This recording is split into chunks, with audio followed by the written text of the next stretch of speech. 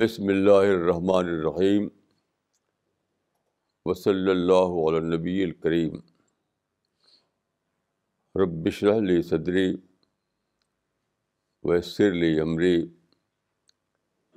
واحلل عقدۃ من لسانی یفقہوا قولی۔ آج کا ٹاپک ہے فزیکل سائنس اور او آر، فزیکل سائنس اور ڈیوائن سائنس، یعنی مادی سائنس یا خدائی سائنس۔ جس چیز کو ہم سائنس کہتے ہیں، یعنی فزیکل سائنسز کو، وہ اپنی حقیقت کے اعتبار سے ڈیوائن سائنس ہے۔ لیکن عجیب بات ہے کہ ساری دنیا کے مسلمانوں نے اس حقیقت سمجھا ہی نہیں۔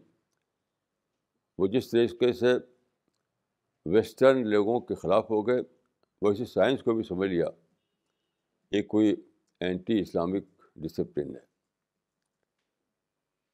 حقیقت یہ ہے کہ ماڈرن سائنس جو ہے این ڈیوائن سائنس ہے، اللہ کے پلاننگ کے تحت وہ وجود میں آئی ہے۔ اس کا اسلام سے کوئی بھی ٹکراؤ نہیں۔ جو لوگ ٹکراؤ سمجھتے ہیں وہ حقیقت میں نہ اسلام کو جانتے نہ سائنس کو جانتے۔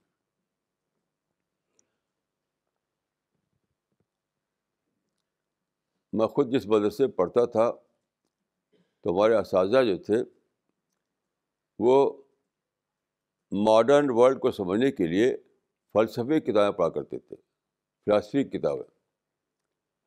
میں خود نہیں جانتا تھا کہ یہ دور فلسفے کا دور نہیں ہے، یہ سائنس کا دور ہے۔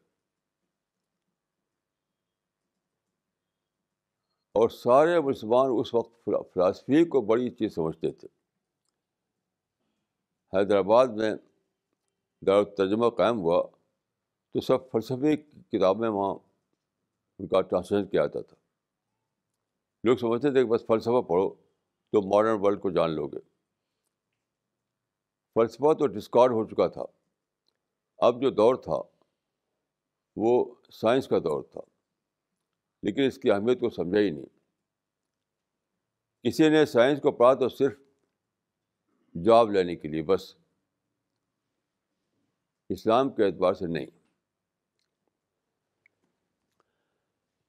تو یہ میری ڈسکوری ہے کہ سائنس تو اسلام کا علم کلام ہے۔ سائنس تو اسلام کا ایک سپورٹنگ ڈسپلن ہے۔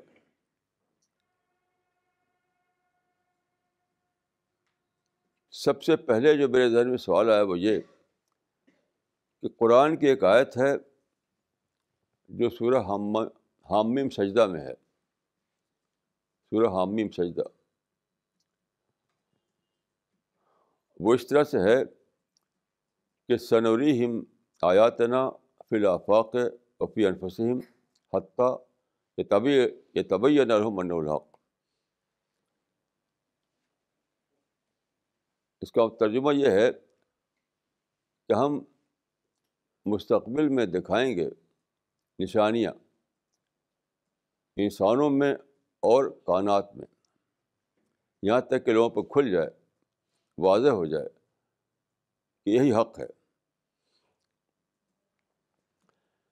میرے سامنے یہ سوال تھا کہ جب قرآن اترا 7 سینچری AD کے فرسٹ کوارٹر میں، تب بھی وہ حق تھا،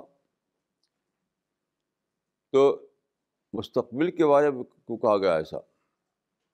دیکھیے سنوریہم جو ہے یہ فیوچر ٹینس ہے، مستقبل کا صیغہ ہے۔ تو قرآن جب اترا اسی وقت وہ حق تھا۔ وہ یہ کیوں کہا گیا کہ مستقبل میں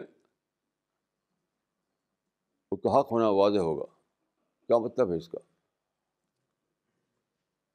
یعنی فیوچر ٹینس میں کیوں کہا گیا کیونکہ وہ تو پریزنٹ ٹینس کی بات تھی کہ قرآن میں جو بات کہی گئی ہے وہ سب حق ہی حق ہے.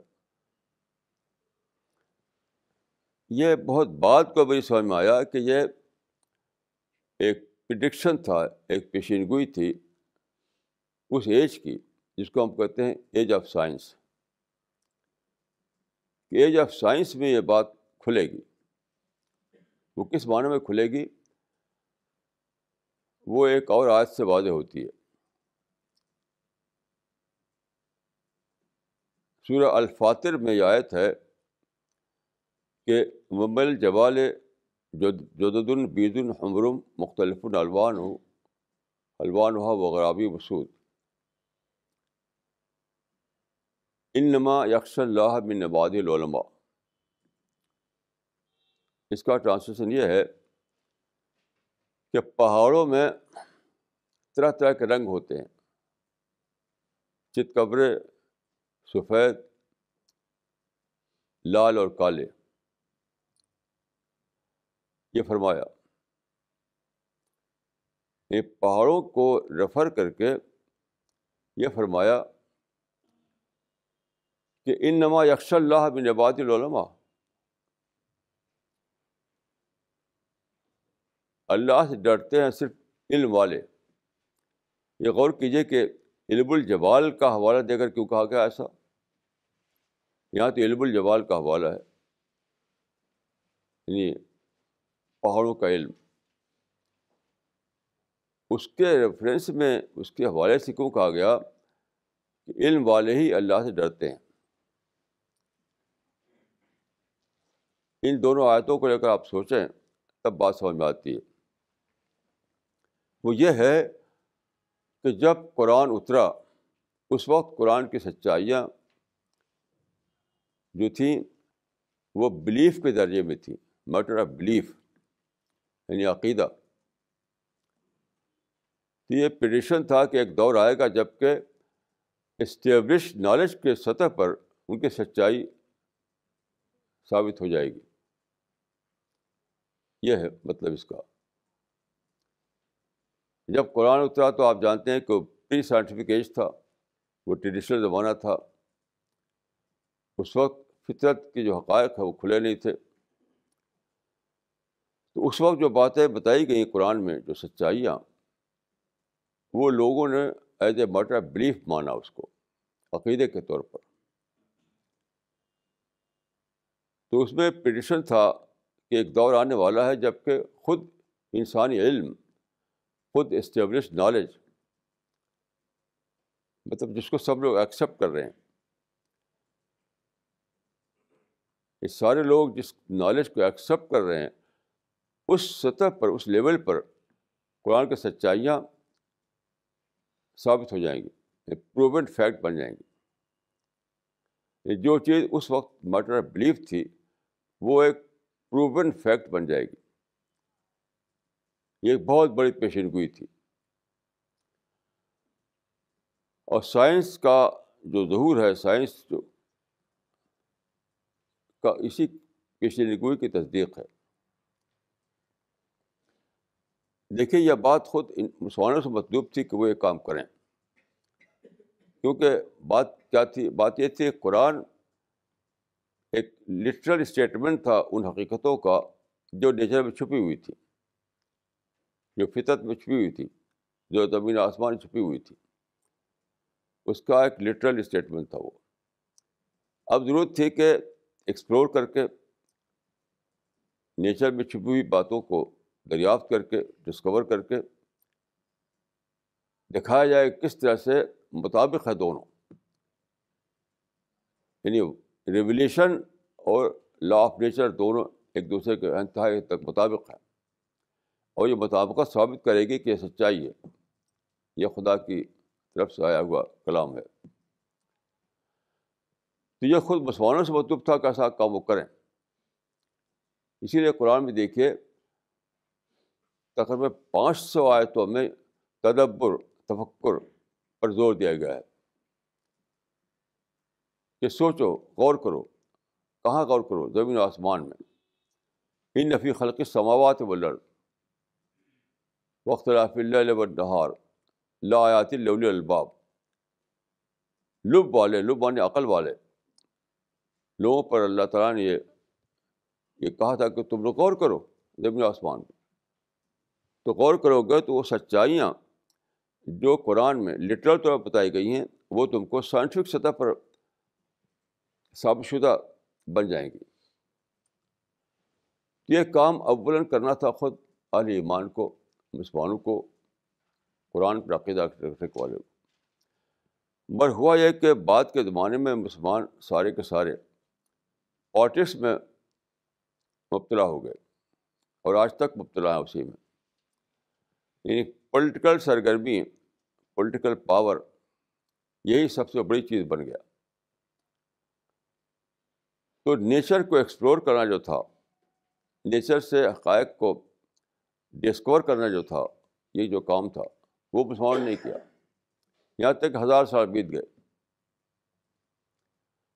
1000 سال بیت گئے اور مسلمانوں نے سوائے پولیٹیکل ایکٹیویٹیز کے کچھ اور کام نہیں کیا. معمولی طور پر کچھ کام ہوا بغداد میں، قرطبہ میں اور کرناٹک میں، لیکن وہ بالکل ناکافی تھا وہ کام. ایک شعر مجھے یاد آتا ہے مسعود سالی کا، جو ہم لوگ بچپن میں پڑھتے تھے. یہ مسلمان فخر کرتے تھے کہ یونان کے علوم کو ہم نے دریافت کیا، وہاں سے لایا، ان کے ترجمے کیا عربی زبان میں اور ان کو پھیلایا. تو مسعود سالی جو تھی، اس کے لکھنے والے تھے مولانا الطاف حسین حالی، جو سر سید کے ساتھیوں میں سے تھے. اس کا ایک شعر یہ تھا کہ ارسطو کے افکار سولن کے قانون پڑے تھے کسی قبر کوہنا میں مدفون، یہیں آ کے مہر سکوت ان کی ٹوٹی، اسی باغ رانا سے بو ان کی پھوٹی. یعنی ارسطاٹل اور پلیٹو اور گریک فلاسفرس نے جو کتابیں لکھی تھیں گریک لینگویج میں، وہ سب فلاسفی کی کتابیں تھیں، فلاسفی کی. تو بغداد میں جب عباسی حکومت قائم ہوئی تو وہاں سے کتابیں منگوائی گئیں، اس کے ترجمے کیے گئے اور خوب مسلمانوں میں پھیلی یہ کتابیں. متکلمین پیدا ہوئے، اشاعرہ پیدا ہوئے، فلسفے کا خوب رواج ہوا. تو جو علوم مولانا حالی کے مطابق چھپے تھے اس لیے کہ وہاں پر انہوں نے لائبریریوں بند کر دیا تھا. اس زمانے میں ان کا چلن زیادہ نہیں تھا، لائبریریوں میں کتابیں بند تھیں. اسی لیے کہتے ہیں کہ پڑھے تھے کسی قبر کوہرا میں مدفون، ان کو ہم نے نکالا. فخر کرتے ہیں کہ جو فلسفیان علوم یونان کے لائبریریوں میں بند پڑے ہوئے تھے ان کو ہم نے کھولا اور لا کر ان کو ترجمے کیا. لیکن ایک اور چیز بند پڑی ہوئی تھی، وہ فطرت کے رموز، فطرت کی لائبریری میں. تو یونان کی لائبریری کی کتابوں کو نکال کر جو ترجمے کیا انہوں نے، اس پر فخر کر رہے ہیں وہ. لیکن جو نیچر ہے، جو فطرت ہے، جو زمین و آسمان ہے، ایک یونیورسل لائبریری ہے، وہ یونیورسل لائبریری. اس پر غور کر کے اس میں جو حقائق تھے اس کو کھولنا، لا آف نیچر کو دریافت کرنا، وہ نہیں کیا مسلمانوں نے. وہ تو بہت چھوٹا کام تھا جو کیا انہوں نے. اور یہ اصل کام جو قرآن میں ابھارا گیا تھا کہ زمین و آسمان پر غور کرو، نیچر کو غور کرو، نیچر کو ایکسپلور کرو، تو تم کو وہ حقائق ملیں گے جو قرآن کی تصدیق بن جائیں گے. تو یہ مطلوب تھا. تو جب مسلمانوں نے نہیں کیا یہ کام تو اللہ تعالیٰ نے ویسٹرن نیشنز کو اٹھایا اور بڑے بڑے لوگ وہاں پیدا ہوئے. گیلیلیو اور نیوٹن، آئنسٹین، سینکڑوں ہزاروں لوگ پیدا ہوئے جنہوں نے اس پر اپنی زندگی وقف کر دی، نیچر کو دریافت کرنے میں، فطرت کو دریافت کرنے میں. یعنی وہ چیز جو اللہ تعالیٰ نے فرمایا تھا زمین و آسمان میں علوم ہے ان کو دریافت کرو، وہ مسلمانوں نے نہیں کیا. تو اللہ تعالیٰ نے لگا دیا مغربی قوموں کو،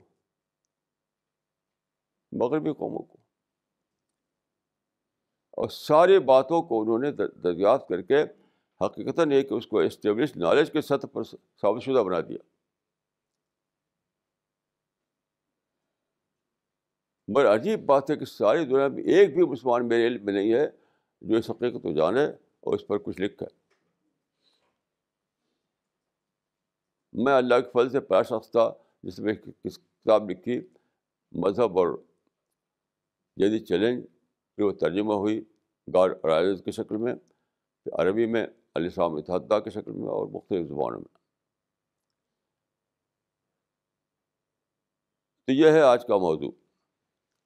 تو چند باتیں میں آپ کے سامنے رکھوں گا کہ کس طرح ماڈرن سائنس نے اسلام کی سچائیوں کو جو لٹرل طور پر قرآن میں بتائی گئی تھی ان کو اسٹیبلش نالج کی سطح پر ثابت شدہ بنا دیا، پروون فیکٹ بنا دیا. یہ ہے آج کا موضوع. دیکھیے، سب سے پہلے آپ عقیدہ خدا کو لیجیے، کیونکہ اسی پر ہماری بیس ہے، ایگزسٹنس آف گاڈ پر. تو یہ حقیقت ہے کہ سائنس نے پہلی بار عقیدہ خدا کو خالص انسانی علم کی سطح پر ثابت شدہ بنایا. بہت لمبی تحقیق اس میں کی گئی. اس سے پہلے وہ عقیدہ تھا، عقیدہ یعنی میٹر آف بلیف تھا. ان لوگوں نے یعنی سائنس کا موضوع کیا ہے؟ کریشن میں غور کرنا. سائنس کا موضوع کریٹر نہیں ہے، لیکن کریشن تو ہے. جس چیز کو سائنس نیچر کہتی ہے وہ کیا ہے؟ وہ کریشن ہے. وہ کریشن کا لفظ نہیں بولتے، وہ بول لیتے ہیں، لفظ بولتے ہیں نیچر کا. لیکن نیچر کے لفظ بولیں تب بھی ہے تو وہ کریشن. تو کریشن میں انہوں نے ڈسکوریز کی، کریشن میں انہوں نے باتوں کو ایکسپلور کیا، تو اپنے آپ کریٹر ثابت ہو گیا. کیونکہ نام انہوں نے دیا نیچر میں ڈسکوریز، تو لوگ سمجھے کہ تو نیچر میں باتیں ہو رہی ہیں. وہ ہو رہی تھی کریشن میں، تخلیق میں. تو تخلیق میں جو آپ تحقیق کریں گے تو خالق اپنے آپ ثابت ہو جائے گا. چنانچہ دیکھیے، نیوٹن کے زمانے میں یہ مانا گیا تھا کہ میٹر جو ہے یونیورس کا بلڈنگ بلاک ہے. اس وقت بہت میکینیکل تھنکنگ تھی سائنسدانوں میں. تو وہ سمجھتے تھے کہ یونیورس کا بلڈنگ بلاک میٹر ہے. لیکن سائنس میں ہے تو تحقیق ہوتی رہتی ہے. سائنس کوئی عقیدے کی کتاب نہیں ہوتی. تحقیق تحقیق تحقیق تحقیق. چنانچہ بعد کو آئنسٹین کے زمانے میں معلوم ہوا کہ نہیں، میٹر نہیں، انرجی بلڈنگ بلاک ہے یونیورس کا. کیونکہ میٹر جب اسپلٹ ہوا تو انرجی بن گیا. وہ نیوٹن کے زمانے میں میٹر سالڈ چیز تھا، سالڈ. لیکن آئنسٹین کا جب زمانہ آیا تو میٹر میں اسپلٹ ہوا، تب وہ انرجی بن گیا. تو آئنسٹین کے زمانے میں یہ مان لیا گیا کہ یونیورس کا بلڈنگ بلاک انرجی ہے. لیکن بات یہی نہیں رکی، پھر تحقیق ہوتی رہی، یہاں تک فرڈ ہائل کا زمانہ آیا. فرڈ ہائل نے ایک کتاب لکھی، اس کا نام ہے انٹیلیجنٹ یونیورس. اب یہ ثابت ہو گیا کہ انرجی بھی نہیں، انٹیلیجنس بلڈنگ بلاک ہے یونیورس کا. کیسی عجیب بات ہے. انٹیلیجنس یعنی ذہن بلڈنگ بلاک ہے یونیورس کا. مزید تحقیق ہوئی، یہاں تک کہ یہ بات سائنٹیفکلی پروو ہو گئی کہ یونیورس جو ہے اس میں بہت انٹیلیجنٹ ڈیزائن ہے. آج ایک ثابت شدہ فیکٹ ہے سائنٹیفکلی. اس پر میں نے کئی آرٹیکل لکھے ہیں، آپ پڑھ سکتے ہیں اس کو میرے میگزین میں، کہ یونیورس جو ہے اس کے اندر بہت ہی زیادہ انٹیلیجنٹ ڈیزائن ہے، یعنی ذہین ڈیزائن. ذہانت پر مبنی ڈیزائن. اب کیا بات رہے گی مجھے بتائیے. انٹیلیجنٹ ڈیزائن جو ہے it only the other name of God. آپ غور کیجیے, انٹیلیجنٹ ڈیزائن کا لفظ جو ہے اس کا مطلب کیا ہے؟ It is another name of God. تو سائنس جو ہے وہ گاڈ کا نام نہیں لیتی, وہ کریٹر کا نام نہیں لیتی, لیکن اس کی تحقیقات تو کریشن میں چل رہی ہیں, کریشن میں. جیسے کوئی شخص میری کتابوں کو پڑھے, فرض کیجیے, تو میری کتابوں کو پڑھے گا تو اس کو اپنے آپ دریافت کر لے گا. وہ میری کتابوں کو اگر پڑھے تو میری کتابوں کو پڑھتے پڑھتے خود بخود اس کے آثر کو دریافت کر لے گا وہ. تو سائنس نے جب کریشن کو, اگرچہ انہیں نام دیا نیچر کا, کریشن کا نہیں, لیکن عملاً تو یہی تھا, یعنی پریکٹیکلی وہ کریشن میں اسٹڈی کر رہے تھے, کریشن میں ڈسکوریز ہو رہی تھی ان کی. تو کریشن میں ڈسکوری کرتے کرتے وہ پہنچ گئے کہاں؟ کریٹر تک پہنچ گئے. تو اگرچہ وہ نام نہیں لیتے, یہ کام جو کرنا تھا ہمارے علماء کو, اہل علم کو, یہ تو مجھے ثابت ہو گیا ہے. تو قرآن کی آیت جو ہے واقعہ بن گئی. کیسی عجیب بات ہے. پھر دیکھیے کچھ اور بہت ہی اہم باتیں ہیں, بہت ہی اہم باتیں. قرآن میں ہے کہ الذین آمنوا اشد حبا للہ, یہ ایمان والے ہیں وہ اللہ سے ان کو بہت زیادہ محبت ہوتی ہے. میرے علم کے مطابق حب شدید جو ہے اللہ سے تاریخ میں موجود ہی نہیں تھا. سائنس نے پہلی بار حب شدید کا ڈیٹا دیا ہمیں. دیکھیے, آپ کسی سے کہیں کہ بہت زیادہ محبت کرو, یہ حکم کی چیز نہیں ہے. یہ حکم کرنے سے محبت نہیں آتی ہے. محبت آتی ہے کہ آپ کو یہ دریافت ہو کہ مجھ کو خدا نے بے پناہ نعمتوں سے نواز دیا. تو نعمتوں کی ڈسکوری سے محبت آتی ہے. اگر نعمتوں کو ڈسکور نہ کریں تو فقہی حکم کے طور پر محبت نہیں آ سکتی. تو جو نعمتیں تھیں اللہ تعالیٰ کی وہ تو انڈسکورڈ پڑی ہوئی تھی. تو حب شدید تاریخ میں کبھی آئی بھی نہیں. یعنی میرے علم کے مطابق, یعنی ایسے ہو سکتے ہیں ایسے لوگ جو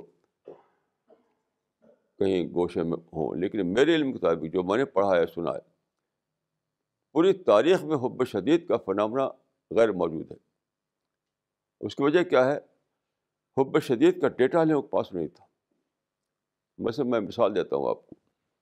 دیکھیے, یہ پانی ہے, مجھے پیاس لگی, میں نے پانی پیا, تو میں کہوں گا الحمدللہ میری پیاس بجھ گئی, خدا تیرا شکر ہے. تو یہ ایک درجہ اللہ سے تعلق کا ہے. لیکن سائنس نے اس درجے کو بلین ٹائم بڑھا دیا, بلین ٹائم بڑھا دیا.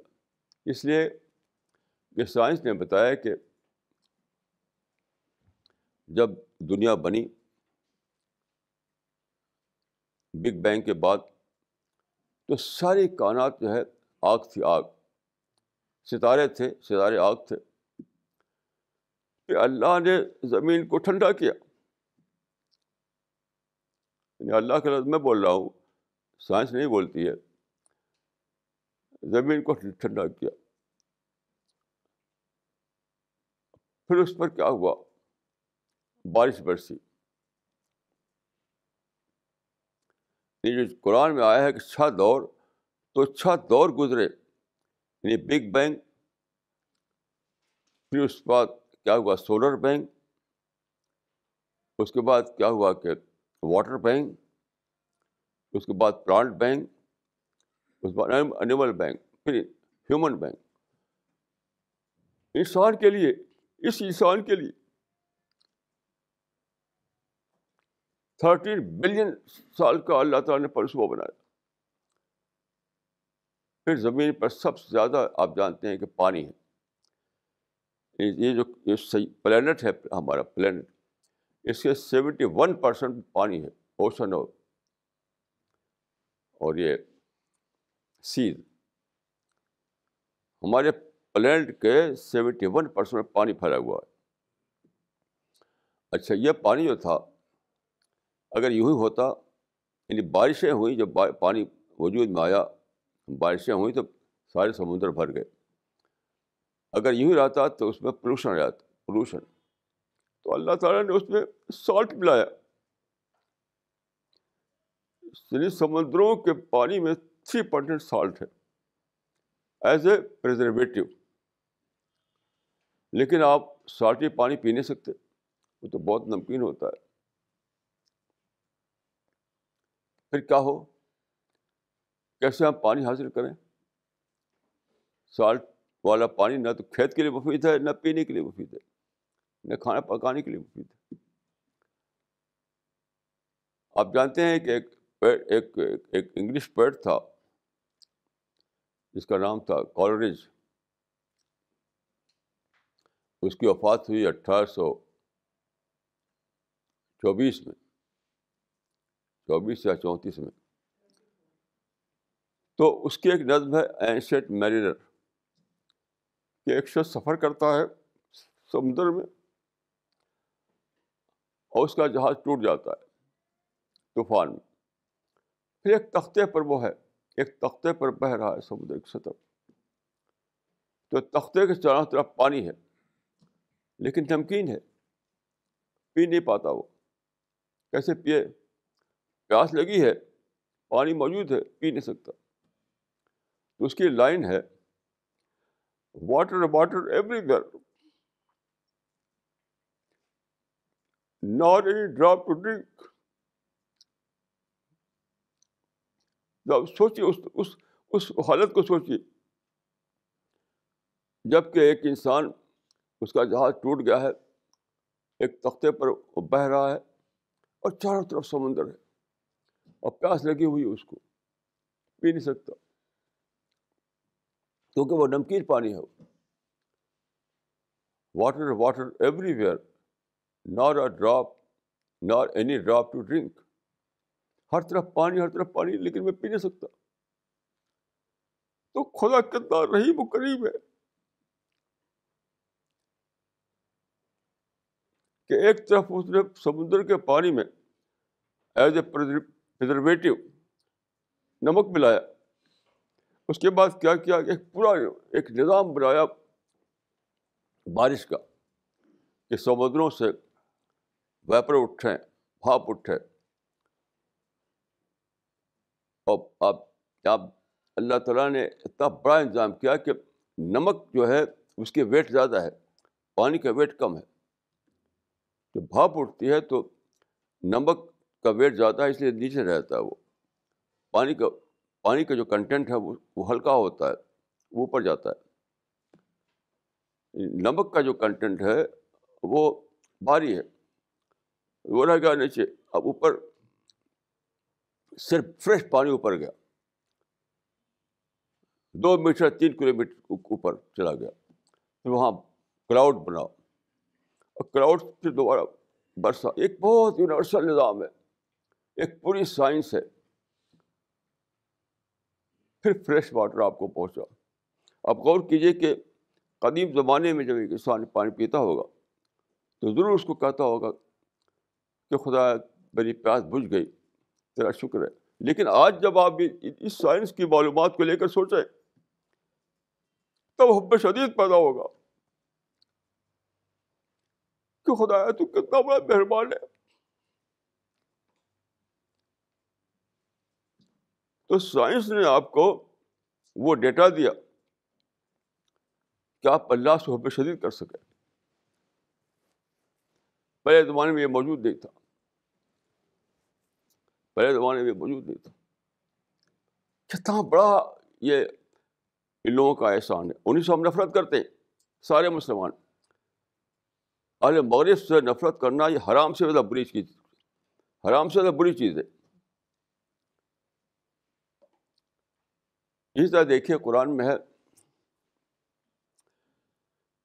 وَلَمْ يَخْشَ إِلَّا اللَّهَ، اللہ سے سب سے زیادہ خوف کرنے والے. دیکھیے قدیم زمانے میں انسان اللہ سے خوف کرتا تھا. کس لیے؟ کہ اللہ ہم کو جہنم میں ڈال سکتا ہے، اللہ ہمیں پکڑ سکتا ہے حشر کے میدان میں، اور فرشتوں کو کہہ سکتا ہے کہ جہنم میں لے جاؤ، اس کے اعمال اچھے نہیں تھے. آج خوف خدا کا ایک نیا ایک ایک ایک ایک نیا یعنی ایک نیا ایک ایک دروازہ کھلا سائنس کے ذریعے سے. وہ کیسے؟ سائنس نے پہلی بار بتایا کہ یہ دنیا کتنی بڑی ہے. ایک قدیم زمانے میں جو ستارے ہیں ان کو ہم سمجھتے تھے چھوٹے چھوٹے ستارے، قمقمے ہیں، وہ قمقمے. ایک انگلش پوئٹ تھا ٹیلر، جو 1824 میں جس کی ڈیتھ ہوئی، تو اس کی نظم بہت مشہور نظم ہے کہ twinkle twinkle little little star how I wonder what you are. چھوٹے سے ستارے ٹمٹما رہے ہیں. Twinkle twinkle little star how I wonder what you are. تو ہم ستاروں کو چھوٹا سمجھتے تھے، چاند اور سورج کو بھی چھوٹا سمجھتے تھے. ساری تاریخ میں سائنس نے پہلی بار بتایا جب ٹیلیسکوپ ایجاد ہوا، یہ تو بہت ہی بڑے ہیں، بہت ہی بڑے ہیں، بہت ہی بڑے ہیں.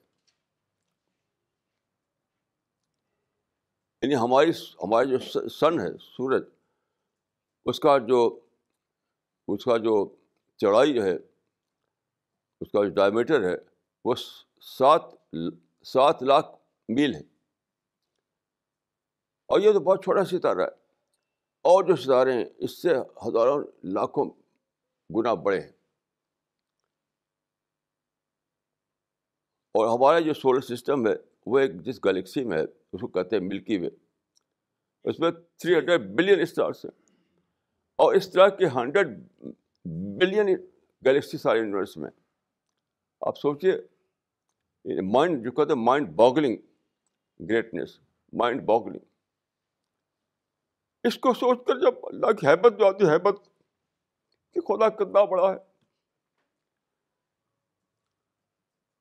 تو مائنڈ باگلنگ خوف خدا جو ہے انسان کو اس سے پتہ نہیں تھا. اس کا یہ جانتا تھا انسان کہ خدا کے پاس جہنم ہے، وہ ہم کو جہنم ڈال سکتا ہے.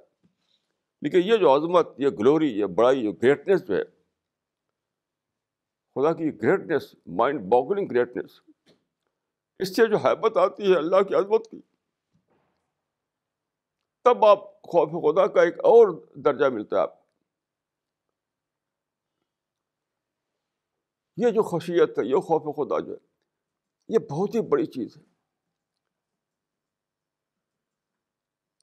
تو ایک نیا ڈومین ہے، یہ ایک نیا دروازہ ہے خوف خدا کا، کہ جو ہیبت پر قائم ہے، عظمت پر قائم ہے، جو گریٹنیس پر قائم ہے. یہ سائنس کے ذریعے ہوا.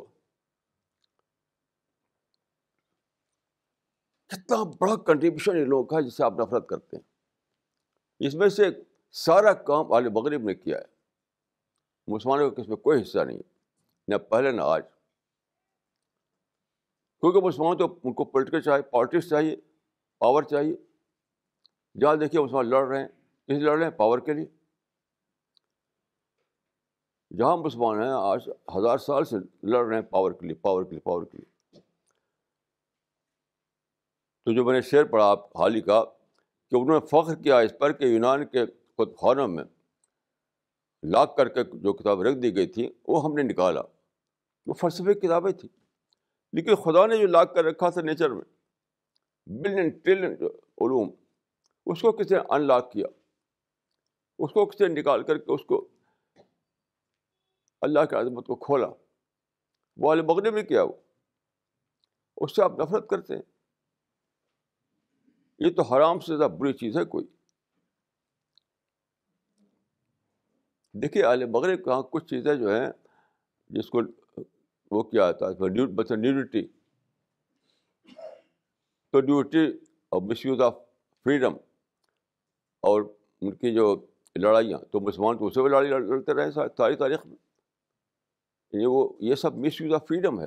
یہ سب کہاں ہوتا ہے؟ تو ایک ہے دیکھیے وژڈم، نالج اور سائنس، اور ایک چیز ہے مس یوز آف فریڈم یا ان کا کلچر، وہ الگ چیز ہے. اس طرح کی ایول خود مسلمانوں میں 1000 سال کے درمیان میں بتا سکتا ہوں آپ کو حد تک یہ سب باتیں. تو وہ جو ایول جو ہیں، جو کلچرل ایول ہیں یا جو مس یوز آف فریڈم کی وجہ سے پیدا ہوتی ہیں، وہ الگ چیز ہیں. وہ اس کو الگ کیجیے آپ. اب پھر دیکھیے جو اصل نالج ہے، اصل سائنس ہے، اس سے کیا ملا اس دنیا کو؟ اس سے نیا یقین حاصل ہوا اللہ کے وجود پر. اس سے انسان کو حب شدید اللہ سے ایک نیا درجہ ملا. اس سے انسان کو خوف خدا کا ایک بہت ہی عجیب ہمالیائی درجہ ملا. اور اللہ تعالیٰ نے کائنات میں وہ علوم اس لیے چھپا رکھے تھے کہ انسان کو دریافت کرے. دیکھیے اگر قرآن میں لکھ دیا جاتا وہ سب باتیں تو آپ کو اتنا زبردست انسپریشن نہیں ہو سکتا تھا. جب آپ محنت کرتے ہیں اور محنت کرتے کرتے ڈسکور کرتے ہیں ایک چیز کو، ڈسکوری کے درجے پہ جب آپ پاتے ہیں تو ایک نیا حوصلہ آتا ہے، ایک نیا حوصلہ پیدا ہوتا ہے. جیسے وہ مشہور قصہ ہے یونان کا، اس کا یوریکا کہ ایک آدمی ایک سائنس ایک فلسفی کو یہ جاننا تھا کہ کشتی پانی میں کیسے تیرتی ہے، اس کا کیا قانون ہے. تو وہ ٹب میں نہا رہا تھا، اچانک اس کا باڈی جو ہے تھوڑا فلوٹنگ اسٹیٹ میں آ گیا پانی کے اندر. تو اس نے دریافت کیا اس لا کو. تو وہ اس وقت کپڑا نہیں پہنے ہوئے تھا، وہ تو ننگا ہی بھاگا یہ کہتے ہوئے یوریکا کہ میں نے پا لیا. تو ڈسکوری ایسی تھرلنگ چیز ہوتی ہے. تو اللہ کو مطلوب تھا کہ انسان تھرلنگ کے درجے میں ایمان حاصل کرے، تھرلنگ درجے میں خوف خدا حاصل کرے، تھرلنگ درجے میں اس کو محبت الہی ہو. یہ تھا راز جس کی وجہ سے اللہ تعالیٰ نے کائنات میں سارے یعنی بھر دی ساری باتیں، اور یہ چاہا کہ انسان دریافت کرے اس کو. لیکن مسلمانوں نے کیا کیا؟ بس ان کو پولیٹیکل پاور چاہیے یا دنیا کا عیش چاہیے. آج کل دیکھیے مسلمانوں کے پاس بے پناہ پیسہ ہے، لیکن کہاں خرچ کرتے ہیں؟ شادیوں میں اور تقریبات میں اور چھوٹے تعیشات میں، جھوٹے عیش و آرام میں. کس کو شوق ہے کہ وہ سائنس کو جانے اور سائنس میں جو ایمانیات ہیں، جو جلوے ہیں، اس کو جان کر کے معرفت کو بڑھائے اپنی. کس کو دلچسپی اس سے؟ کسی کو دلچسپی نہیں.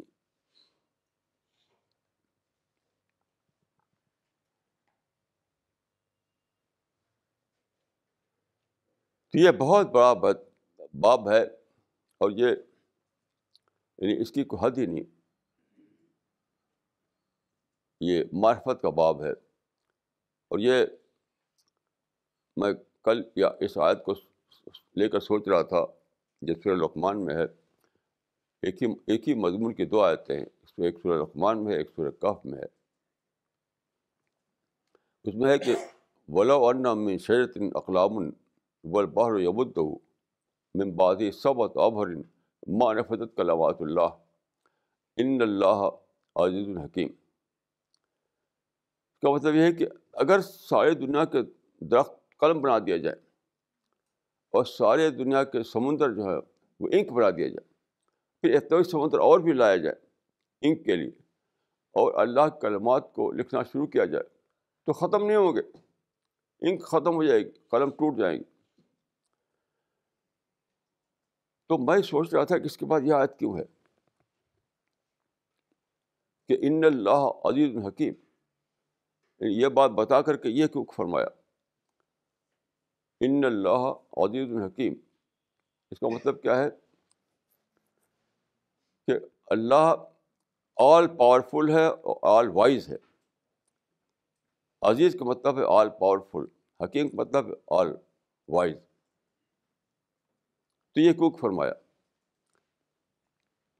تو میں نے سوچا کہ کیا یہ بوسٹنگ کے طور پر ہے؟ نعوذ باللہ، بوسٹنگ کے طور پر ہے؟ نہیں. اس کا مطلب یہ کہ اے انسان تو دریافت کر اللہ کے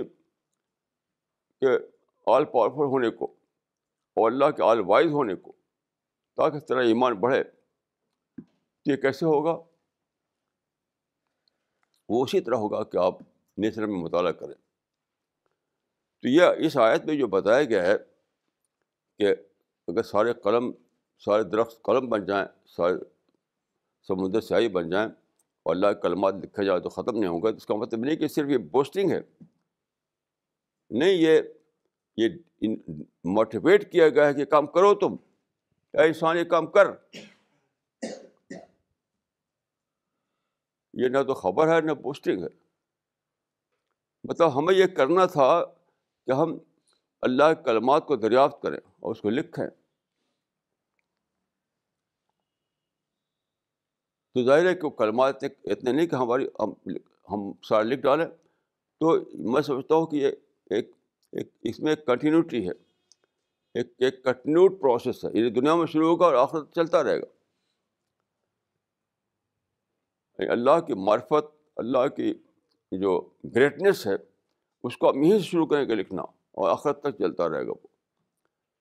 اسی لیے دیکھیے قرآن کی جو پہلی سورہ ہے الفاتحہ، اس کا پہلا کلمہ کیا ہے؟ الحمدللہ رب العالمین. اللہ رب العالمین کی حمد ہے، یہ پہلا کلمہ جو دنیا میں ہمیں بولنا ہے. ہر نماز میں پڑھتے ہیں آپ. پھر آخرت میں ہے کہ جب لوگ جنت میں جا چکے ہوں گے تو جنت والے کہیں گے یہی کلمہ دوبارہ، وقل الحمدللہ رب العالمین. کیا فرق ہے؟ یہ فرق ہے کہ یہاں بگننگ ہے اور وہاں جاری رہے گا. پھر بھی وہ اینڈ تو نہیں کبھی ہوگا، تسلسل جاری رہے گا. تو الحمدللہ رب العالمین کا جو پروسیس ہے وہ شروع ہوتا ہے اس دنیا سے اور چلتا رہتا ہے آخرت تک. تو یہ جو آیت ہے کہ سارے درخت اور قلم بن جائیں، سارے سمندر انک بن جائیں اور لکھا جائے اللہ کے باتوں کو، اللہ گریٹنس کو، تو ختم نہیں ہوگا. اس کا مطلب یہ نہیں کہ یہ صرف خبر ہے، یہ صرف بوسٹنگ ہے. نہیں، یہ موٹیویٹ کیا گیا ہے کہ انسان کر یہ کام.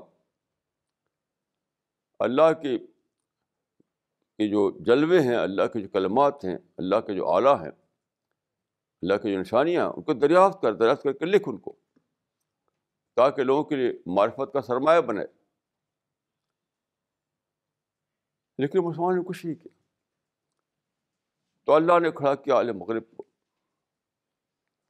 اور یہ بھی قرآن وہ حدیث موجود ہے، یہ بات بھی بخاری میں روایت ہے کہ ان اللہ لَیُؤَیِّدُ هَذَا الدِّینَ بِالرَّجُلِ الْفَاجِرِ. اللہ اس دین کی تائید کرے گا، یعنی سیکولر لوگوں کے ذریعے سے. میں سمجھتا ہوں کہ یہ پیشین گوئی تھی کہ جب مسلمان جو ہیں فیل ہو جائیں گے تو اللہ سیکولر لوگوں کو کھڑا کرے گا اس کام کے لیے. یہ جو حدیث ہے صحیح بخاری میں، اس کا مطلب یہ ہے کہ جب مسلمان فیل ہو جائیں گے، مسلمان جب انفورڈ نہیں کر پائیں گے اللہ کے کلمات کو، تو اللہ تعالیٰ سیکولر لوگوں کو کھڑا کرے گا. وہ اس کو انفورڈ کریں گے، اس کو لکھیں گے، اس کی انسائکلوپیڈیا بنائیں گے، اس کی کتابیں تیار کریں گے، اس پر لائبریریاں بھر دیں گے. اور وہی ہوا.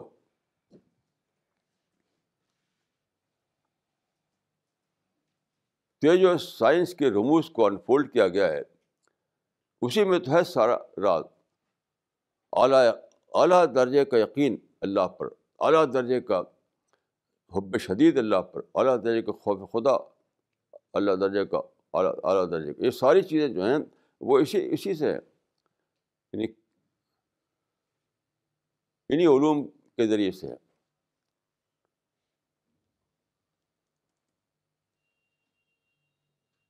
تو مسلمان محروم کیوں ہیں؟ نہ ان کے اندر حب شدید پائیں گے آپ، نہ خوف شدید پائیں گے آپ، نہ اعلیٰ درجے یقین پائیں گے آپ، نہ معرفت پائیں گے. کیوں؟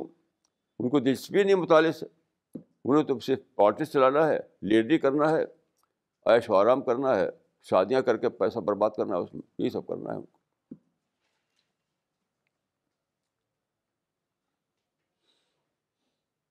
یعنی اللہ نے معرفت کے دروازے کھول دیے، یعنی ایک ایک ایک کائنات پوری پیدا کر دی.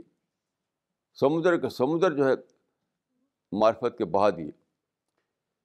لیکن لوگوں کو نہ تو اس کی خبر ہے نہ اس کا شوق ہے.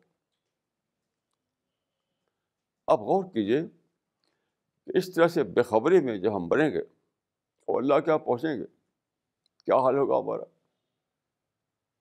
کیا حال ہوگا ہمارا. انہی لوگوں کے بارے میں قرآن میں ہے کہ من کان فی ہذہ اعمیٰ فہو فی الآخرۃ اعمیٰ. ایسے لوگوں کے بارے میں، ایسے بے خبروں کے بارے میں، ایسے غافل لوگوں کے بارے میں،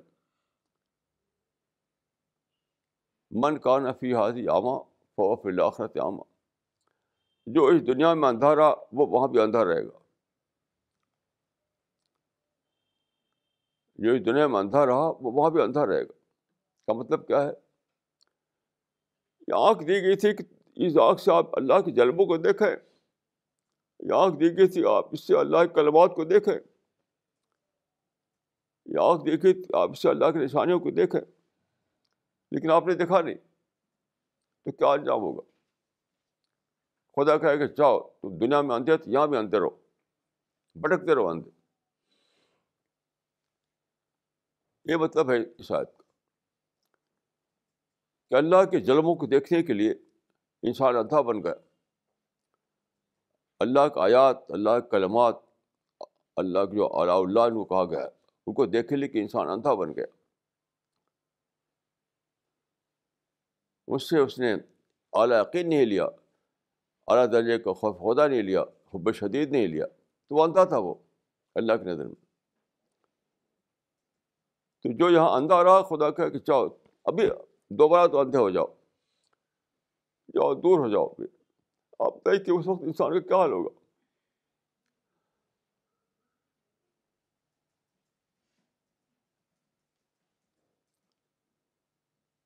جنگلوں میں بھٹکو، صحراؤں میں بھٹکو اندھے بن کر کے، یہاں تمہارے لیے کچھ نہیں ہے.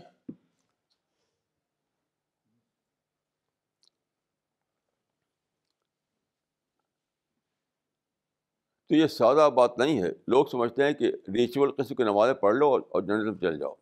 یہ بلا شبہ بیس لیس ہے، باطل ہے بالکل. یعنی رکعات گنتے ہیں اور ریچول قسم کی نمازیں پڑھتے ہیں، وہ سمجھتے ہیں کہ جنت چل جائیں گے. دیکھیے میں آپ کو ایک حدیث سناتا ہوں. جس مسجد نبی کے بارے میں آپ مانتے ہیں کہ وہاں پر نماز کا گناہ 50,000 گنا زیادہ ثواب ہے، مدینے کی مسجد نبی، وہاں پر رسول اللہ بیٹھے ہوئے تھے. ایک شخص آتا ہے اور نماز پڑھتا ہے، پڑھ کر رسول اللہ کے پاس آتا ہے ملنے کے لیے. تو آپ فرماتے ہیں کیا؟ ارجع فصلی فإنک لم تصلی. جاؤ پھر سے نماز پڑھو کیونکہ تم نے نماز نہیں پڑھی. حالانکہ اس نے رکعتیں کی تھی، قیام کیا تھا، سجدہ کیا تھا، سب کچھ کیا تھا اس نے. اس شکل کے اعتبار سے اس نے وہی نماز ادا کی جس کو آپ نماز کہتے ہیں. آپ نے فرمایا کہ ارجع فصلی فإنک لم تصلی. تو نماز حرکات کا نام نہیں ہے، اشکال کا نام نہیں ہے، ریچولس کا نام نہیں ہے. نماز تو ہے حب شدید میں جینے کا، اللہ کے خوف میں جینے کا، اللہ کی گلوری میں جینے کا، اللہ کی گریٹنس کا اعتراف کرنے کا. جب آپ سجدے میں جائیں تو آپ کی ساری روح میں ایک کیفیت بھر جائے کہ خدا میں تیری گریٹنس کا اعتراف کرتا ہوں، تیری بڑائی کا اعتراف کرتا ہوں، تیری عظمت کا اعتراف کرتے ہوئے میں اپنا سر سجدے میں رکھتا ہوں.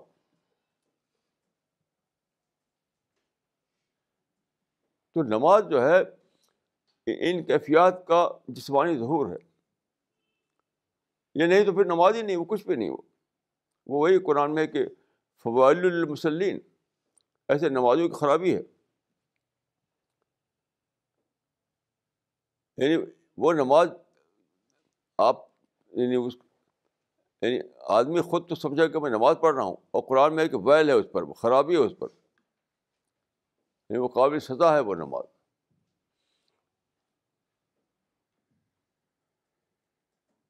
تو دیکھیے جب تک آپ کا یعنی جب آپ کو شعور کے درجے میں اعلیٰ ایمان نہیں ملے گا، جب کہ ایمانی کیفیات کا سمندر نہیں ابلے گا آپ کے سینے کے اندر،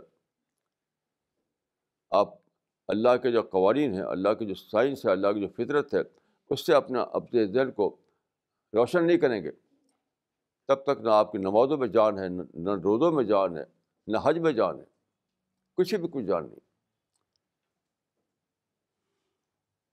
یہ سب چیزیں جو میں عرض کر رہا ہوں، اسی سے عبادت میں جان آتی ہے، اسی سے یعنی زندگی ربانی زندگی بنتی ہے.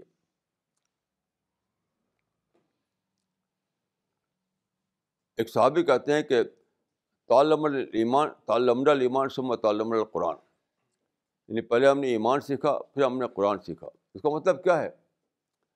اس کا مطلب یہی ہے کہ پہلے معرفت آتی ہے، پھر عبادت آتی ہے. پہلے معرفت آتی ہے، سب اسلامی زندگی آتی ہے. پہلے معرفت آتی ہے، پھر وہ ساری عبادات اخلاق کا نظام آتا ہے، جس کو ہم اسلام کہتے ہیں. معرفت نہیں تو کچھ بھی نہیں.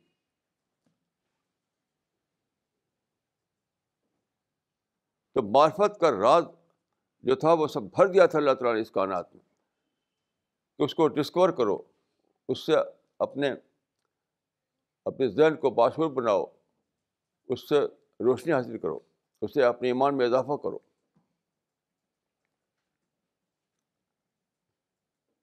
تاکہ تمہیں نمازوں میں جان آئے، تمہاری ڈیلنگ میں جان آئے، تمہارے زندگی میں جان آئے، تمہارے حج میں ہر چیز میں جان آئے.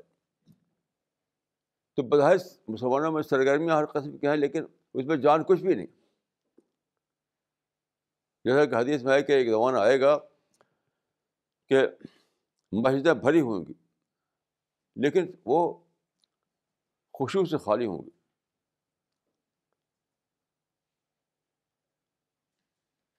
بہت عجیب بات ہے کہ مسجدیں یعنی نمازیوں سے بھری ہوں گی، لیکن خشوع سے خالی ہوں گی.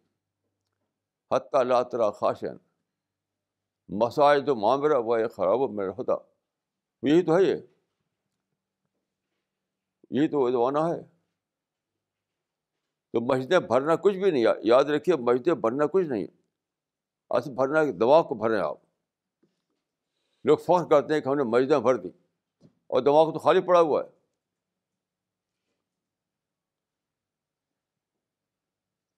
مسجدیں بھرنا کچھ بھی نہیں جب تک آپ دماغ کو نہ بھریں. مطلب جب تک آپ کا شعور میں اضافہ نہ ہو، آپ کی سوچ میں اضافہ نہ ہو،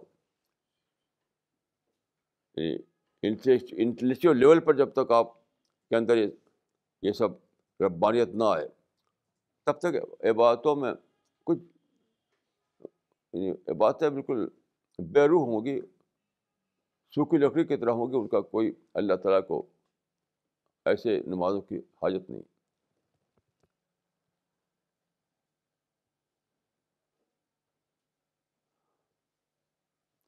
تو مسلمانوں میں اس وقت جو دیکھ رہے ہیں ہم کہ اسٹیگنیشن ہے، اور لوگوں سے دوسروں سے نفرت کرنا ہے، لڑ بڑ رہے ہیں. ان کے اندر لوگوں کی خرخائی نہیں، دعوت اللہ کی جذبہ نہیں. ان کے اندر ربانی کیفیت نہیں. یہ سب کیوں ہے؟ یہ سب اسی لیے ہے کہ ہم نے انٹلیکچوئل لیول پر اپنے آپ کو یعنی وہ ربانی انسان بنایا نہیں. اور اس کا جو راز تھا وہ علوم فطرت تھے، اس سے ہم بے برہ رہ گئے.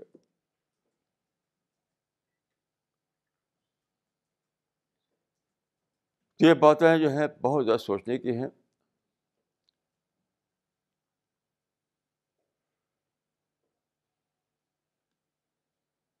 میں روزانہ سوچتا رہتا ہوں کہ یہ انسان جو اللہ کی نعمتوں سے فائدہ اٹھا رہا ہے اور اعتراف نہیں کرتا. ان نعمتوں کے یعنی جو نعمتیں آئی ہیں، جو ان ان جدید ٹیکنالوجی کے ذریعے سے، اس سے خوب فائدہ اٹھا رہے ہیں، لیکن اعتراف کچھ بھی نہیں. تو میں سوچتا رہتا ہوں کہ انسان جب پہنچے گا اللہ تعالیٰ کے یہاں، تو وہ آیت ہے کہ بولا تسألن یومئذ عن النعیم، تم سے پوچھا جائے گا نعمتوں کے بارے میں. بولا تسألن یومئذ عن النعیم، یعنی آخرت میں پوچھا جائے گا نعمتوں کے بارے میں. یہ جو انسان کی شکل میں آپ نے پیدا کیا آپ کو، یہ بھی ایک نعمت ہے. آپ کو انسان بنایا. اگر آپ کو بھیڑیا بنا دیتا، اگر آپ کو پتھر بنا دیتا، آپ کو لکڑی بنا دیتا، آپ بول نہ سکتے، دیکھ نہ سکتے، تو کیا ہوتا؟ یہ بھی ایک نعمت ہے کہ آپ کو انسان بنایا. یہ ایک نعمت ہے کہ آپ کو زمین پر بسنے کا موقع دیا، یہاں لائف سپورٹ سسٹم دیا، آپ کو سوچنے کی صلاحیت دی کہ آپ سوچ کر کے اللہ کی گریٹنس کو جانیں. ایک ایک چیز جو ہے وہ سب نعمت ہے. تو بولا تسألن یومئذ عن النعیم، کہ آخرت میں ہر آدمی سے پوچھا جائے گا نعمتوں کے بارے میں. پوچھنے کا مطلب کیا ہے؟ کہ تم نے نعمتوں کو پا کر کے کیا منعم کا اعتراف کیا، دینے والے کا اعتراف کیا؟ یعنی بلیسنگ تو پائی، تو جو گیور تھا کیا تم نے اس کو اکنالج کیا؟ ایک مرتبہ میں گیا تھا UK، تو وہاں پر ایک عرب تھے جو ہمارے مشن میں وہ بھی جڑے ہوئے ہیں.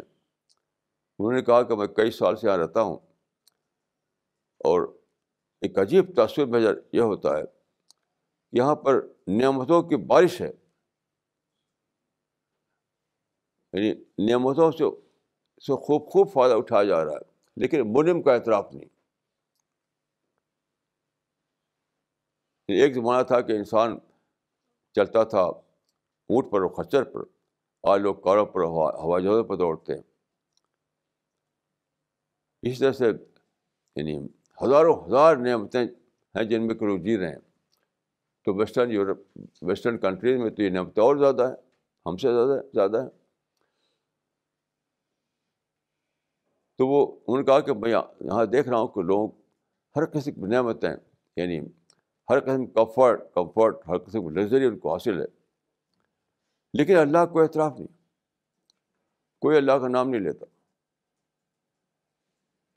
تو انہوں نے کہا کہ نعمتوں کا خوب استعمال اور منعم کا اخراج نہ کرنا، منعم کا اعتراف نہ کرنا. تو یہ بات وہیں کہ نہیں ہے، ہم سب کی ہے، ساری دنیا کی ہے.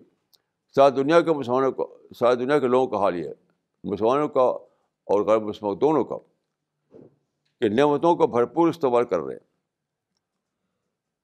دوڑ لگی ہوئی، نعمتوں کی دوڑ لگی ہوئی ہے.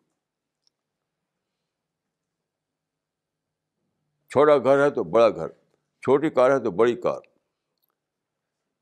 اگر آج فین ہے تو کل AC. یعنی ایک سے ایک بڑھ کر نعمتیں جو ہے اس کی دوڑ لگی ہوئی ہے اس کو حاصل کرنے کے لیے، لیکن منعم کا اعتراف نہیں، منعم کو اکنالج کرنا نہیں.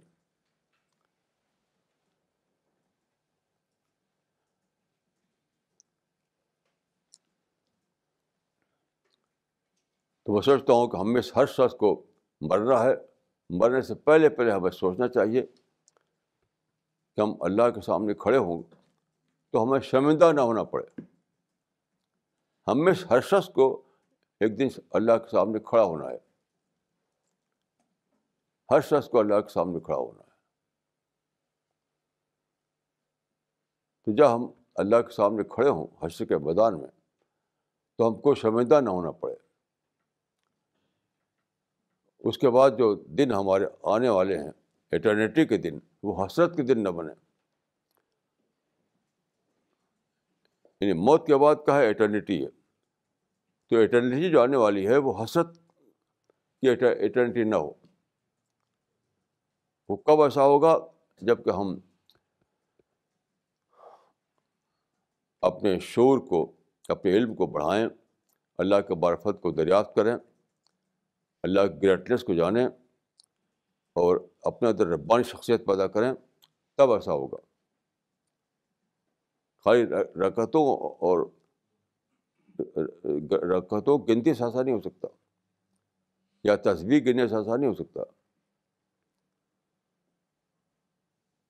اس کے لیے انٹلیکچوئل ڈیولپمنٹ چاہیے، انٹلیکچوئل ڈیولپمنٹ، اسپریچول ڈیولپمنٹ، شعوری ارتقاء، یہ سب درکار ہے۔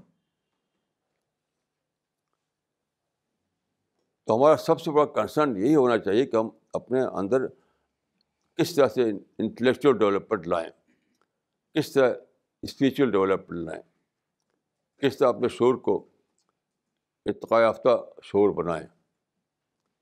یہ ہمارا سب سے بڑا کنسرن ہونا چاہیے۔ اللہ تعالیٰ مجھ کو اور آپ کو اس کی توفیق دے کہ ہم اللہ کی سعادت دنیا اور آخرت میں حاصل کریں۔ اقول قولی ھذا واستغفر اللہ لی ولکم اجمعین۔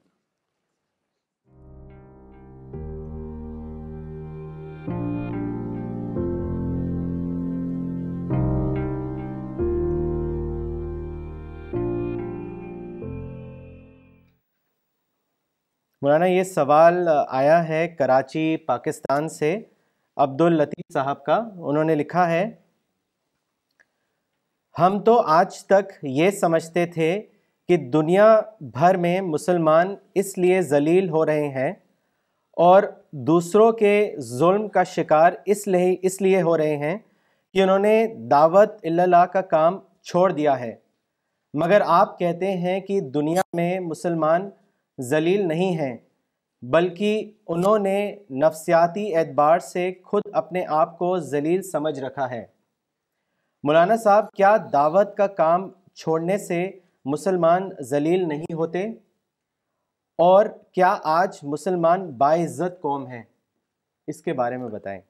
دیکھیے، یہ دنیا کی ذلت اور عزت جو ہے وہ ایک الگ چیز ہے، بالکل الگ چیز ہے۔ دعوت کا کام کریں تو اس کو معنی کہ آپ دنیا میں باعزت ہو جائیں، یہ میں نے کبھی نہیں کہا، میں نے کبھی یہ بات نہیں کہی ہے۔ کوئی پیغمبر دنیوی اعتبار سے معزز درجہ حاصل نہیں کس پیغمبر کو ہوا، حالانکہ انہوں نے دعوت اللہ کام کیا۔ تو دیکھیے، یہ جو ہے دعوت، عبادت اور خدا یعنی ربانی زندگی، اس کا سارا معاملہ آخرت سے تعلق رکھتا ہے، اس کا اجر آخرت میں ہے۔ دنیا میں جو انسان کو ملتی ہے سیاسی بڑائی یا سماجی عزت یا مادی برتری، یہ سب الگ چیزیں ہیں، اس کا الگ قانون ہے۔ ہرگز نہیں سمجھنا چاہیے کہ دعوت اللہ کام کیا تو ہم معزز قوم بن جائیں گے، وہ ایک بالکل الگ چیز ہے۔ اور جہاں تک اس آیت کا تعلق ہے جو ضربت علیہم الذلہ، اس کے بارے میں نے ایک اور لیکچر میں بات کہی تھی کہ اس میں سیلف کریٹڈ ہیوملیشن کا ذکر ہے، یعنی نفسیاتی ذلت کا ذکر ہے۔ اس کا مطلب نہیں کہ مادی اعتبار سے ان پر ذلت ڈال دی گئی۔ اس کی تفصیل میں آپ جان سکتے ہیں میرے اس لیکچر میں جو اس سے پہلے ہو چکا ہے۔ مولانا اگلا سوال لاہور پاکستان سے ہے، مس سلمہ کا۔ انہوں نے لکھا ہے، میں اپنی ضرورتوں کو مختصر کرتے ہوئے رقم کو بچاتی ہوں اور اسے دعوت اللہ کے کام میں خرچ کرتی ہوں۔ کپڑے وغیرہ میں بھی ضرورت کا لحاظ کرتی ہوں۔ مجھے میری بعض سہیلیاں کہتی ہیں کہ تم تو بہت کنجوس عورت ہو، اپنی ذات پر بھی پیسہ خرچ نہیں کرتی ہو۔ مولانا صاحب، کیا میرا یہ عمل کنجوسی میں آتا ہے؟ اس کے بارے میں بتائیں۔ ہرگز نہیں، ہرگز نہیں، ہرگز نہیں، یہ تو عبادت ہے۔ اپنی ذات پر پیسہ خرچ کرنا یہ تو جرم ہے، یہ کوئی عمل ہی نہیں ہے۔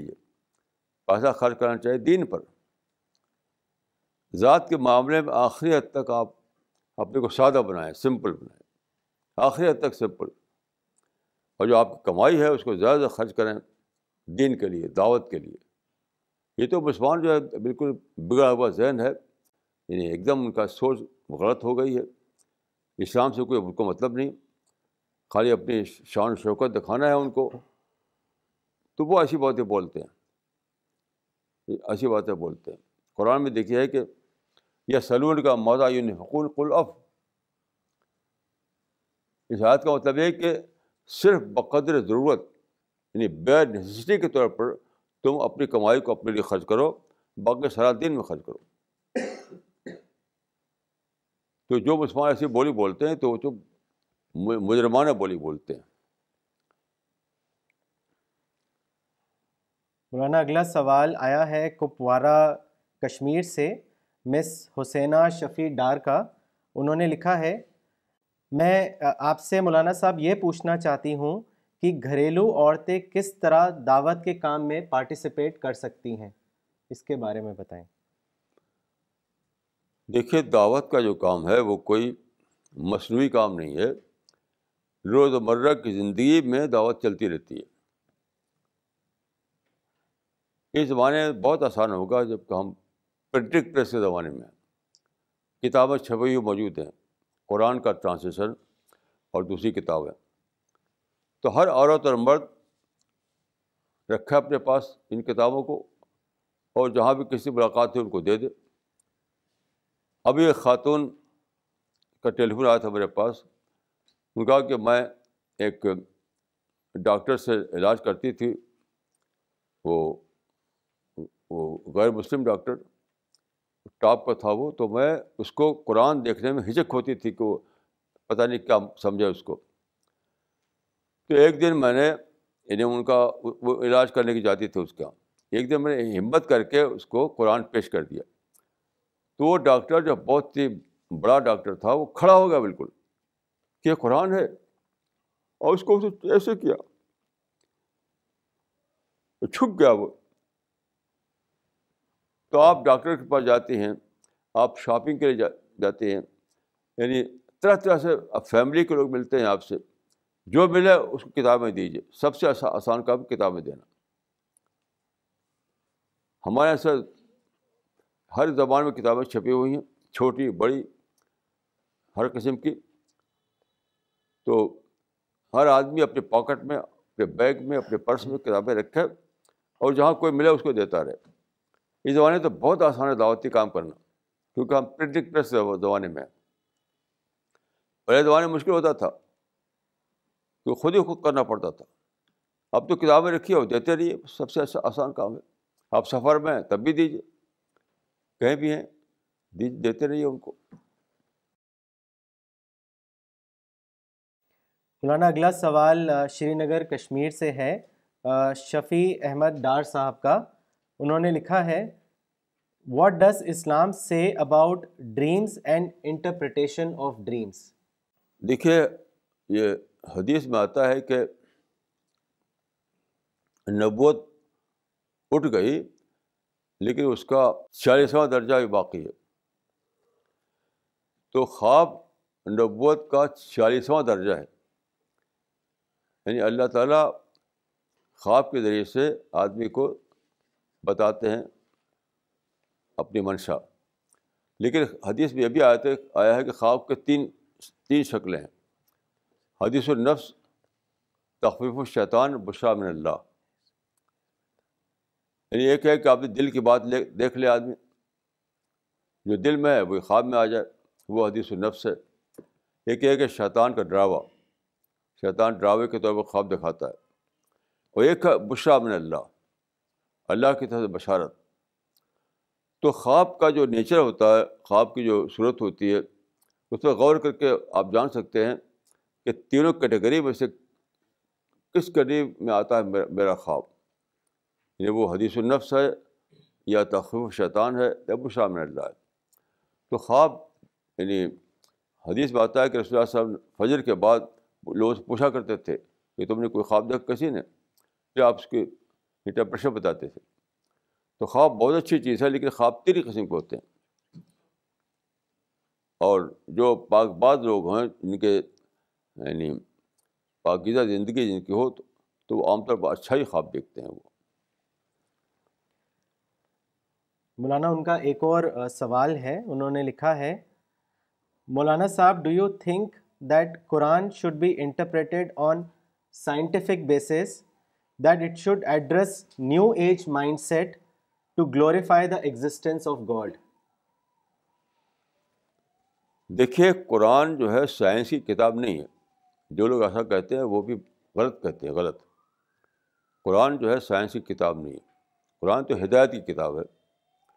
لیکن ہدایت اللہ تعالیٰ نے ریزن بیسڈ کی ہے، ریزن بیسڈ، یعنی دلیل کے ذریعے سے ہدایت کو لوگوں کے لیے قابل فہم بنانا، اس کو انڈرسٹینڈیبل بنانے کے لیے کہ انسان اس پر یقین کر سکے. دلیلیں دی جاتی ہیں، دلیلیں. تو قرآن میں ایسی دلیلیں ہیں کئی جو سائنس سے تعلق رکھتی ہیں. مطلب سائنس کا مطلب ہے کہ فزیکل سائنس، کیمسٹری، جیولوجی وغیرہ. تو اس میں ریفرنس کے طور پر ایسی باتیں ہیں، یعنی تفصیل نہیں ہے، ڈیٹیل میں نہیں ہے، تو ریفرنس کے طور پر باتیں ہیں. تو وہاں پر ہم سائنس سے ہمیں ایک مدد ملتی ہے اس کی تفصیل جاننے کے لیے. مثال کے طور پر دیکھیے قرآن میں ایک آیت ہے، وَنَزَّلْنَا مِنَ السَّمَاءِ مَاءً مُبَارَكًا، ہم نے اتارا آسمان سے پانی، مبارک پانی. مبارک پانی کا مطلب کیا ہے؟ پیوریفائڈ پانی. پیوریفائڈ پانی کا مطلب کیا ہے؟ ڈی سیلنٹڈ پانی. تو اس میں ایک اشارہ ہے کہ اللہ تعالیٰ ایک نظام ہے یونیورسل ڈی سیلینیشن کا، یعنی نمکین پانی کو میٹھا بنانے کا. تو یہ اشارہ ہے اس میں. تو قرآن میں جو ہے وہ اشارے کی زبان میں ہے. اس کی ڈیٹیل جاننے کے لیے ہم کو سائنس سے مدد ملتی ہے. اس معنی میں سائنس سے ہمارے لیے موافق ہے. باقی یہ نہیں کہ قرآن خود سائنس کی کتاب ہے، یہ سمجھنا بالکل ریڈیکولس بات ہے یہ. کیونکہ جہاں جہاں ریفرنسز ہیں زمین آسمان کے اور نیچر کے، علوم فطرت کے، وہاں پر ہمیں اس اشارات کو مفسر کرنے کے لیے، ان اشارات کی ڈیٹیل جاننے کے لیے ہمیں سائنس سے بہت مدد ملتی ہے. اس معنی وہ ہمارے لیے ایمان میں اضافے کا ذریعہ ہے. مولانا اگلا سوال کشمیر سے ہے، عامر جن صاحب کا. انہوں نے لکھا ہے، It is mentioned in Quran that those people who do not believe in faith will get severe punishment in this world and in the hereafter. But we can see people who do not believe in God and His religion get all the success of this world. Maulana Sahab, kindly comment on this.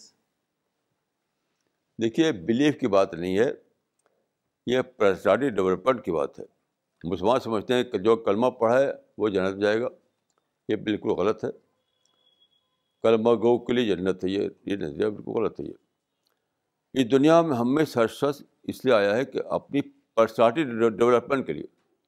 قرآن میں کہا تزکیہ، ذالک جزاء من تزکیٰ، یعنی قرآن میں بتایا گیا ہے کہ جنت میں جائیں گے جنہوں نے اپنا تزکیہ کیا ہو، اپنا پیوریفائی کیا ہو، اپنے آپ کو ربانی انداز میں ڈیولپ کیا ہو. یہ کلمہ پڑھنے کی بات نہیں ہے. لوگ عام طور پر فیتھ کا لفظ اس معنی میں لوگ لیتے ہیں کہ جسے کلمہ پڑھ لیا اس کا فیتھ مل گیا اور پھر وہ جنت میں جائے گا. ایسا کچھ بھی نہیں ہے. ذالک جزاء من تزکیٰ، تو جس نے اپنے کو پیوریفائی کیا. پیوریفائی کا مطلب کیا ہے؟ جس نے اپنے آپ کو مس یوز آف فریڈم سے بچایا، جس نے آپ کو ہیٹ سے بچایا، جس نے اپنے آپ کو دشمنی سے اور تشدد سے اور یہ مار کاٹ سے بچایا اپنے آپ کو، جس نے اپنے اندر خیرخواہی پیدا کی، اپنے اندر اللہ کا خوف پیدا کیا، اپنے اندر اللہ سے محبت پیدا کی، جس نے انسانوں کے لیے دعوت اللہ کا کام کیا، اس سے پرسنالٹی بنتی ہے. تو جنت ان لوگوں کے لیے جنہوں نے اپنے اندر ربانی شخصیت بنانی ہو، ربانی پرسنالٹی بنائی ہو. مت کلمہ یعنی پڑھ لینے سے کوئی جنت نہیں ملے گی.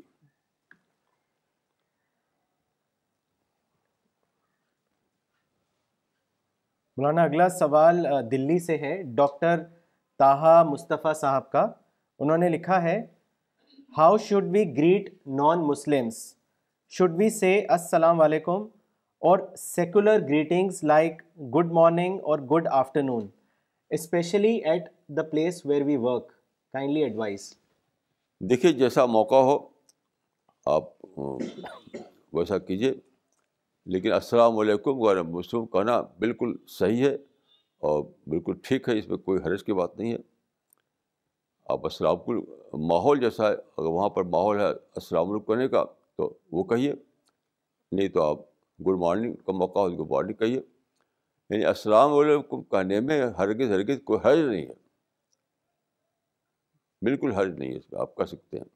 پچھلی بار میں نے یہ بات کہی تھی پچھلے سنڈے میں کہ نماز ہم پڑھتے ہیں جب تو ہم منہ پھیر کے کہتے ہیں السلام علیکم ورحمۃ اللہ, السلام علیکم ورحمۃ اللہ. تو غلط طور پہ یہ لوگ سمجھتے ہیں کہ ہم فرشتوں کو سلام کر رہے ہیں. نہیں, سارے انسانوں کو سلام کر رہے ہیں. تو ہر نماز میں آپ یعنی پریکٹیکلی یہی کرتے ہیں, کیا سارے انسانوں کو کہتے ہیں کہ السلام علیکم, پیس بھی اپان یو, پیس بھی اپان یو. تو وہی آپ جاب پلیس بھی کر سکتے ہیں, لیکن یہ نہیں کہ آپ خام خواہ السلام علیکم کہیں, کیونکہ اس سے آدمی سمجھا کہ آپ فنڈامنٹلسٹ ہیں. اگر وہاں مطلب ہے کہ فنڈامنٹلسٹ سمجھا جائے آپ کو تو ہرگز مت کہیے, آپ پھر تو آپ گڈ مارننگ کہیے. اگر اس قسم کے کا موقع ہو کہ بڑا فنڈامنٹلسٹ ہے تو فنڈامنٹلزم, ایکسٹریمزم, غلو, یہ تو بری چیزیں ہیں. تو موقع کے لحاظ سے آپ کر سکتے ہیں, باقی غیر مسلموں کو السلام علیکم کہنے میں کوئی حرج نہیں ہے. مولانا ان کا ایک اور سوال ہے, انہوں نے آپ سے پوچھا ہے کہ should husband pay for wives زکوٰۃ, فار ایگزامپل زکوٰۃ آن جویلری؟ اس کے بارے میں بتائیں. بھائی دیکھیے, زکوٰۃ جو ہے جس پر واجب ہے وہ دے تب زکوٰۃ ادا ہوگی, کوئی اور کر دے تو ادا نہیں ہوگی. مطلب اگر فرض کیے بیوی پر واجب ہے اور بیوی خود تو دیتی نہیں اور شوہر نے دے دیا, اس سے زکوٰۃ ادا نہیں ہوگی. جس کے اوپر فرض ہے, مطلب نماز ہے, نماز جس پر فرض ہے وہ نماز پڑھے تو نماز ادا ہوگی, اس کے بدلے کوئی نماز دوسرا پڑھ دے تو نماز ادا نہیں ہوئی. تو تمام اسلام کے جتنے بھی اعمال ہیں, چاہے نماز ہو یا زکوٰۃ ہو یا کچھ بھی ہو, روزہ ہو, جس پر واجب ہے وہ کرے گا تب ادا ہوگی, اس کے بدلے کوئی اور کر دے تو ادا نہیں ہوگی. صرف حج بدل ایک چیز ہے جس میں ایکسیپشن ہے, بلکہ محدود معنی میں. یہ جب مرنے والے نے وصیت کی ہو اور مال چھوڑا ہو کہ میرے بدلے کر دینا, تب وہ حج بدل بنے گا. یعنی آج کل جو رواج ہے کہ حج بدل لوگ کرواتے ہیں وہ تو بالکل بیکار ہے, وہ ہرگز وہ حج نہیں ہے. حج بدل بہت ہی محدود معنی میں ہے. اس کی شرط ہے کہ اس آدمی نے دو شرطیں ہیں, ایک اس آدمی وصیت کی ہو اور دوسرے مال چھوڑا ہو. یعنی تو وصیت کی ہو کہ میری طرف سے کر دینا, میں تو مر رہا ہوں, میں نہیں کر پاؤں گا, اور اس مال کو لے کر حج کر دینا, تو وہ حج بدل ہے اور وہ حج بدل کا ثواب ہے. باقی آج کل جو حج بدل کراتے ہیں لوگ وہ تو بالکل آبس ہے, بیس لیس ہے, اس کا کوئی ثواب کچھ نہیں, وہ تو ایک رواج ہے. مولانا اگلا سوال اننت ناگ کشمیر سے ہے, محمد سلیم صاحب کا. انہوں نے آپ سے پوچھا ہے شوڈ دا دائی گیو پریفرنس ٹو کنورژن اور کنوکشن وائل ڈوئنگ دعوی ورک؟ اس کے بارے میں بتائیں. دیکھیے, ہمارا ٹارگیٹ کنورژن نہیں ہے, ہم نے بار بار یہ بات کہی ہے. کنورژن نہیں, ہمارا جو ٹارگیٹ ہے وہ سچائی لوگوں تک پہنچانا. وہ ان کا اپنے چوائس کی بات ہے. کنورژن آدمی کا اپنے چوائس کی بات, وہ ہمارا ٹارگیٹ نہیں ہے. فرق سمجھیے اس بات کو کہ کنورژن جو ہمارا ٹارگیٹ نہیں ہے, اس آدمی کے چوائس کی بات ہے کہ وہ کیا چوائس لیتا ہے اپنے لیے. ہم تو صرف پہنچاتے ہیں بس, اور ہمارا کوئی ٹارگیٹ نہیں ہے. مولانا اگلا سوال دلی سے ہے مسٹر پرتیک شرما کا. انہوں نے لکھا ہے I am extremely delighted and thankful to Allah since I have accepted Islam. Being a Muslim, tomorrow it's my first birthday. Should I do anything on this day? I am not very punctual in offering the 5 prayers on a daily basis, but I am punctual in doing dawa work. I always keep Quran in my bag. Maulana Sahab, I want to be very passionate about Islam, but negativity around me, my community, my family discourages me. What should I do in this situation? کچھ نہیں، بس آپ کتابیں پڑھیے اور دعا کیجیے، اور کوئی اس کی دوسرا طریقہ نہیں. اپنی اسٹڈی بڑھائیے اور جو مسئلے ہیں ان کو دعا کیجیے، اور تیسری کوئی بات نہیں ہے. مولانا اگلا سوال دلی سے ہے عبد الرحمان صاحب کا. انہوں نے لکھا ہے مولانا صاحب kindly make us comprehend what is respect, self respect and insult. Also please explain the meaning of Quranic verse تعز من تشا و تذل من تشا. دیکھیے سیلف ریسپیکٹ تو میں نہیں مانتا، اسلام میں ہرگز نہیں ہے. سیلف ریسپیکٹ جو ہے وہ سیلف پرائڈ ہے. بس سیلف ریسپیکٹ سیلف پرائڈ کا ایک بیوٹیفل نام ہے. دیکھیے اسلام میں جو بڑی چیز مانی جاتی ہے وہ ماڈسٹی. تو ماڈسٹی لوگوں نے ہوتی ہے نہیں، اور پرائڈ ہوتا ہے. تو ایک بیوٹیفل لفظ بنا رکھا ہے سیلف ریسپیکٹ سیلف اسٹیم. یہ بالکل اسلام میں نہیں ہے. میں اس کو بالکل ہی یعنی خرافات سمجھتا ہوں. اس لفظ ہی سے مجھے وحشت ہوتی ہے، سیلف ریسپیکٹ اور سیلف اسٹیم. ماڈسٹی کا یہ ماڈسٹی انسان کے اندر جو صفت ہونی چاہیے وہ ماڈسٹی کی، تواضع کی. بس سیلف ریسپیکٹ اور سیلف اسٹیم کا لفظ جو ہے اس میں منافقت کی بو آتی ہے مجھے. منافقت کی مجھے بالکل یہ پسند نہیں. میں نے اسلام میں کہیں بھی کسی قرآن و حدیث میں نہیں پایا کہ یہ بھی کوئی چیز ہے. سیلف ریسپیکٹ اور سیلف اسٹیم کا جو کانسیپٹ ہے وہ میں نے قرآن حدیث میں کہیں نہیں پایا. مولانا اگلا سوال لیتے ہیں جو دلی سے ہے عبد المنان صاحب کا. انہوں نے لکھا ہے کیا قربانی کرنا جیو ہتیا ہے؟ حضرت ابراہیم سے کس طرح کی قربانی کا مطالبہ کیا گیا تھا؟ بیٹے کو ذبح کرنا یا کچھ اور؟ اس بارے میں صرف یہ کہوں کہ آپ میری کتاب پہلے پڑھیں حقیقت حج، اس سے بات واضح ہو جائے گی.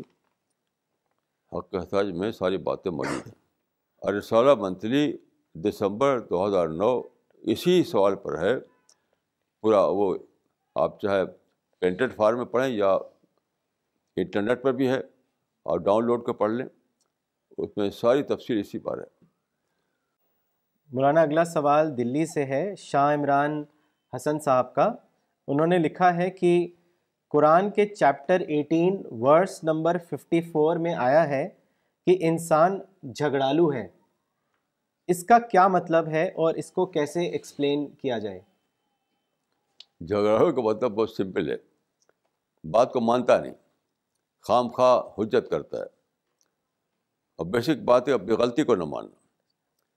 جب غلطی آپ نہیں مانیں گے تو ادھر ادھر کی باتیں کریں گے، جھوٹی باتیں نکالیں گے، جھوٹے شوشے نکالیں گے. اس کا خلاصہ اس میں یہی ہے کہ آدمی غلطی کو مانتا نہیں. آئی واز رانگ یہ کہہ نہیں پاتا تو دوسرے کو غلط ثابت کرتا ہے. جھگڑوں کے معنی یہ ہے کہ اپنے کو غلط نہ مان کر کے دوسرے کو غلط ثابت کرتا ہے. حالانکہ اس کو کہنا چاہیے کہ آئی واز رانگ. تو جھگڑوں کے معنی یہی ہے کہ اعتراف نہ کر کے دوسرے کو غلط ثابت کرنا، اپنی غلطی کو نہ مان کر دوسرے کو غلط ثابت کرنا. یہ اللہ کے نزدیک جھگڑوں پر ہے. مولانا اگلا سوال دلی سے ہے مس نغمہ صدیقی کا. انہوں نے لکھا ہے there is no contradiction between Islam and science, so why Muslims do not understand this, and if they do they understand on a very little level.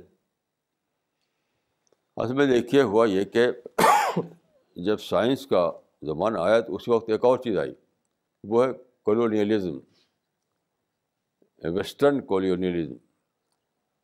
یعنی جو لوگ سائنس ڈسکوری کر رہے تھے تو ڈسکوری سائنسداں کر رہے تھے, سائنسداں کا کوئی پولیٹیکل ایم نہیں تھا, وہ تو اپنا لیبورٹری پہ کام کر رہے ہیں. لیکن اسی ملک میں جو پالیٹیشین تھے انہوں نے اس کو کی ٹیکنالوجی کو استعمال کیا اپنے ایکسپینشن کے لیے.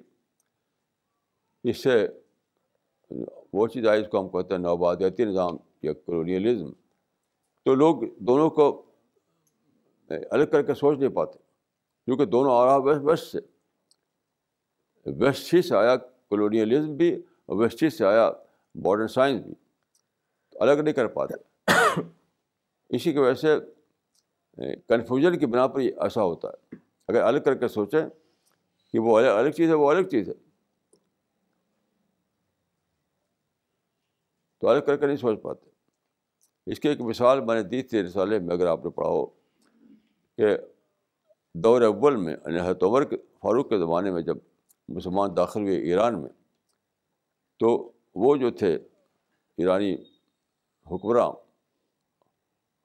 وہاں جو اس زمانے میں جو تھا بادشاہ, اور یہ اس کا وہ تھا رستم, وہ لوگ یہ سمجھے کہ آئے ہیں اپنے ایکسپینشن کے لیے, اپنے پولیٹیکل ایکسپینشن کے لیے, آپ ہمارے اوپر حکومت کرنا چاہتے ہیں یہ. تو انہوں نے ایک وقت گیا تھا صحابہ کا ایکسپلین کرنے کے لیے صورتحال کو, تو اس میں انہوں نے جو جملہ کہا تھا بہت ہی بامعنی جملہ ہے کہ ہم یہاں آئے ہیں حکومت کے لیے نہیں آئے ہیں, ہم اس لیے آئے ہیں کہ ہم اللہ کے کا جو اللہ کی بات کو پہنچانے کے لیے. تو ان کا لفظ یہ تھا کہ لنخرج من شاء من عباد العباد الی عباد اللہ, کہ انسانوں کی غلامی سے نکال کر اللہ کی غلامی میں دینا. مطلب لوگ شرک میں پھنسے ہوئے ہیں, لوگ غیر اللہ میں پھنسے ہوئے ہیں, اس سے نکالنا تاکہ ان کو اللہ کی سعادت ملے, اللہ کی جنت ملے. تو اس لیے ہم آئے ہیں, ربانی تہذیب کے لیے ہم آئے ہیں. تو یہی معاملہ یہاں تھا, یہ معاملہ یہاں تھا. تو لوگوں نے الگ کر کے نہیں دیکھا, الگ کر کے نہ دیکھنے کو سے مسئلہ پیدا ہوا. مولانا اگلا سوال لینے سے پہلے ایک کامنٹ پڑھنا چاہیں گے جو ابھی ابھی کراچی پاکستان سے آیا ہے, مس سائرہ لطیف کا.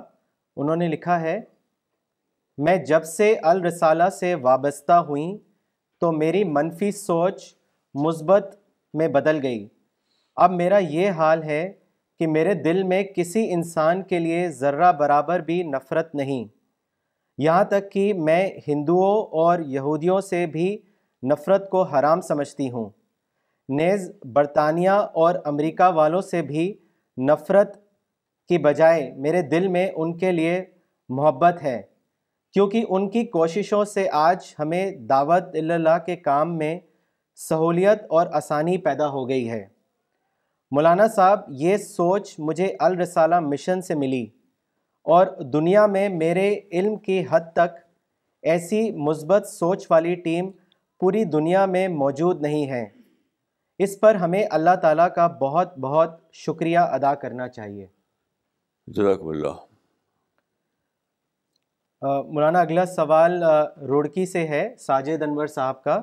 انہوں نے لکھا ہے, مولانا صاحب, فار اے دائی how important is it to be professionally satisfied? بھائی سیٹسفیکشن تو مومن کو بھی ہوتا ہی نہیں, عبادت کرے گا تب بھی نہیں ہوتا. آپ نماز پڑھیں گے تو کیا آپ سمجھیں کہ میں نے خوب نماز پڑھ لی, بہت شاندار نماز پڑھ لی. مولانا اپنے کام کو لے کے انہوں نے پوچھا. کام میں بھی وہی سمجھ لیجیے جی, کام کرنا ہے بھائی, دنیا میں ہمیں ہر آدمی کو کام تو کرنا ہی ہے. میں نے کہ کوئی عقیدہ یا اسلام کی بات نہیں ہے, اپنی ڈیوٹی کے طور پر کرنا چاہیے. پروفیشن جو ہے ایک ڈیوٹی کا مسئلہ ہے, ڈیوٹی, تو ڈیوٹی میں کمی نہیں کرنا چاہیے آدمی کو. جی جی, کیا خیال ہے آپ کو؟ جی مولانا. مولانا اگلا سوال لیتے ہیں جو دلی سے ہے، محمد انس صاحب کا. انہوں نے لکھا ہے، مولانا میں کامرس کا اسٹوڈنٹ ہوں، سائنس سے میرا کوئی تعلق نہیں. بزنس، اکاؤنٹس، لا وغیرہ سبجیکٹس ہمیں پڑھنے پڑتے ہیں. مولانا صاحب کامرس ہی میرا اب فائنل سبجیکٹ ہے، تو میں اب سائنس میں صحیح سے ایجوکیشن حاصل کرنے سے محروم ہوں. کیا میں اب شعور حاصل نہیں کر سکتا؟ اس کے بارے میں بتائیں. نہیں ایسا نہیں ہے، ایسا ہرگز نہیں ہے. دیکھیے سائنس کی جو بکس ہوتی ہیں دو قسم کی ہوتی ہیں. ایک ہے ٹیکنیکل سائنس کو لے کر، ایک ہے پاپولر سائنس. تو ٹیکنیکل سائنس جو ہے وہ پائی جاتی ہے کالجوں میں، یونیورسٹیوں میں. آپ کو ہرگز اس کی ضرورت نہیں ہے. آپ کو ٹیکنیکل سائنس ہرگز نہیں پڑھنا ہے. پاپولر سائنس پہ کتابیں بہت موجود ہیں ہر زبان میں، اردو میں، ہندی میں، عربی میں، انگریزی میں، ہر زبان میں، فرینچ میں، جرمن میں. تو آپ ٹیکنیکل سائنس کا سوچے ہی مت کہ اس کو پڑھنا ہے آپ کو. نہیں، آپ پاپولر سائنس والی کتابیں پڑھیں جو ہزاروں ہزار ہیں. کسی بھی لائبریری میں آپ جائیں اور بہت آسان زبان میں ہوتی ہیں، بہت ایزی لینگویج میں. تو آپ جو سبجیکٹ پڑھ رہے ہیں بالکل ٹھیک ہے سبجیکٹ، اس کو پڑھیے، اس کو پروفیشن میں جائیے اس کو لے کر کے. اور ساتھ ساتھ آپ پاپولر جو بکس ہیں سائنس کے موضوع پر اس کو پڑھتے رہیے. وہ بہت آسان ہوتی ہے، بہت ایزی ہوتی ہے، بہت آسانی سے سمجھ سکتے ہیں آپ. یہ طریقہ صحیح ہے. سائنس کو ایز اے ٹیکنیکل سبجیکٹ پڑھنے کی ضرورت نہیں ہے. جنرل نالج چاہیے، جنرل نالج آپ کو پاپولر بکس میں ہو جاتی ہے. مولانا اگلا سوال شاہ عمران حسن صاحب کا ہے دلی سے. انہوں نے لکھا ہے، آج محرم کی 10ویں تاریخ ہے. عاشورہ کے دن میں نے دیکھا کہ لوگوں نے روزے رکھے ہیں. اسلام کے حوالے سے آپ بتائیں کہ عاشورہ کا روزہ رکھنا، محرم منانا اور شہادت حسین کا جلوس نکالنا کیسے ہے؟ آپ نے الرسالہ میں فتح الباری کو حوالے سے لکھا ہے کہ عاشورہ کے روزے کا مقصد مدینے سے یہود کی تالیف قلب کے لیے تھا. اس کو آپ ایکسپلین کریں. دیکھیں روزہ رکھنا میں تو حرج نہیں ہے، لیکن وہ نفل کا روزہ ہے، وہ فرض روزہ نہیں ہے. وہ باقی اور جو رسمیں ہیں وہ سب بدعت ہیں. وہ تو روزہ آپ رکھیں نہ رکھیں وہ نفل ہے، وہ کوئی ایسا نہیں کہ وہ فرض ہو. اور باقی جو رسمیں دھوم دھام مچاتے ہیں وہ تو بدعت ہے. وہ تو یعنی اس کا تو کوئی اسلام سے کوئی مطلب نہیں. مولانا اگلا سوال تمل ناڈو سے ہے، مولانا اسرار عمری صاحب کا. انہوں نے لکھا ہے، مولانا ایک صاحب اسلام کو جاننے کے لیے مجھ سے ملے تو میں نے انہیں قرآن اور الرسالہ لٹریچر پڑھنے کو دیا. وہ بہت متاثر ہوئے. انہوں نے اپنا گول اب مجھے یہ بتایا کہ ان کی یہ خواہش ہے کہ وہ خدا کے نام پر جو وائلنس ہو رہا ہے اس کو وہ بردرہڈ میں تبدیل کریں گے. مولانا صاحب آپ ہمیں بتائیں کہ ہم ان کو اور کیسے گائیڈ کریں.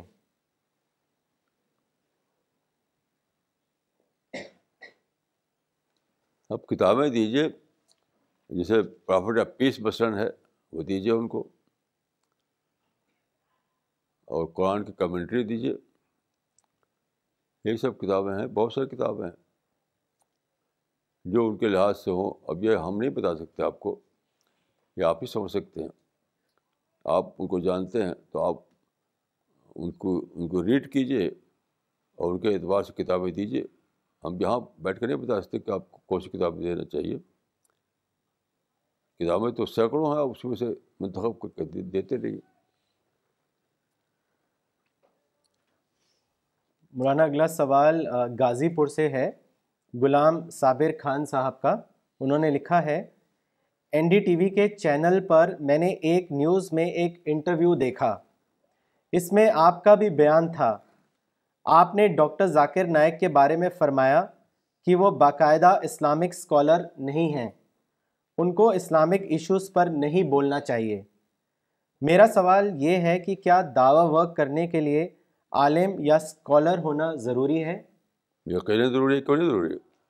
اب وہ ڈیبیٹ کرتے ہیں، اگر اسکالر ہوں تو سمجھیں کہ ڈیبیٹ کرنا اسلام میں ہے ہی نہیں.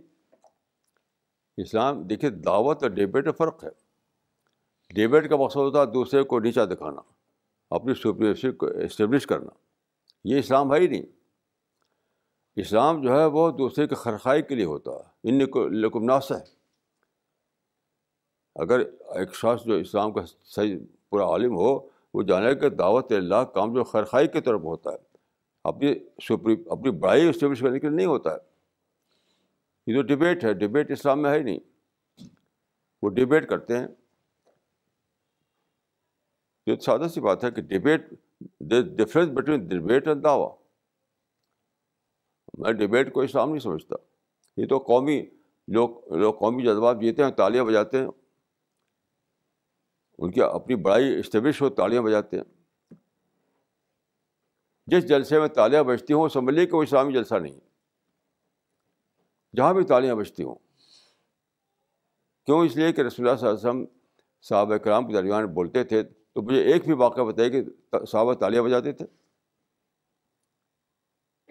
کوئی ایک واقعہ بتا دیجیے کہ صحابہ جب رسول اللہ کی تقریر سنتے تھے تو تالیاں بجاتے تھے. آج کل تالیاں بجتی ہیں. تالیاں جہاں بجتی ہوں وہ اسلامی ہے ہی نہیں. وہ تو اسلام سے کوئی تعلق اس کا نہیں جہاں تالیاں بجتی ہوں. وہ تو فخر قومی فخر.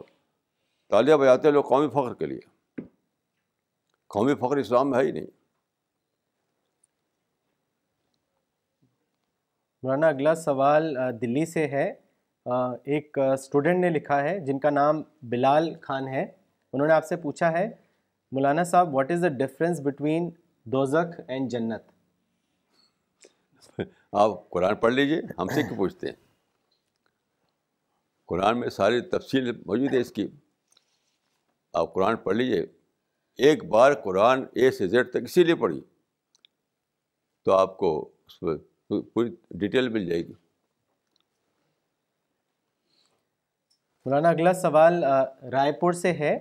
مس شبانہ نے کیا ہے. انہوں نے لکھا ہے، what is the background of prophet's practice of fasting during Muharram? Also please guide us about Ashura's prayer. یہ کچھ کی حقیقت نہیں ہے، نفل ہے. اور رکھیے چاہے نہ رکھیے. اس کو لوگ بڑھاتے چڑھاتے ہیں، وہ غلط ہے. وہ آپ رکھیں یا نہ رکھیں وہ نفل ہے.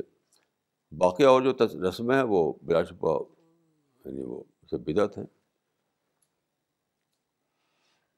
مولانا اگلا سوال رائے پور سے ہے ادریس صاحب کا.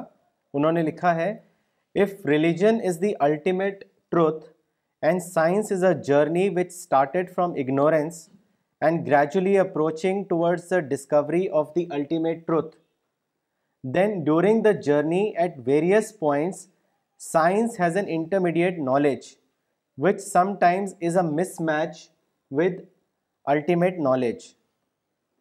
My question is, how religious people pursuing scientific work should manage this mismatch, and how religious authorities should manage issues like Galileo and of Copernicus? نہیں دیکھیے، یہ کوئی سوال نہیں ہے. اس سائنس کو ہم قرآن نہیں سمجھتے ہیں، لیکن سائنس نے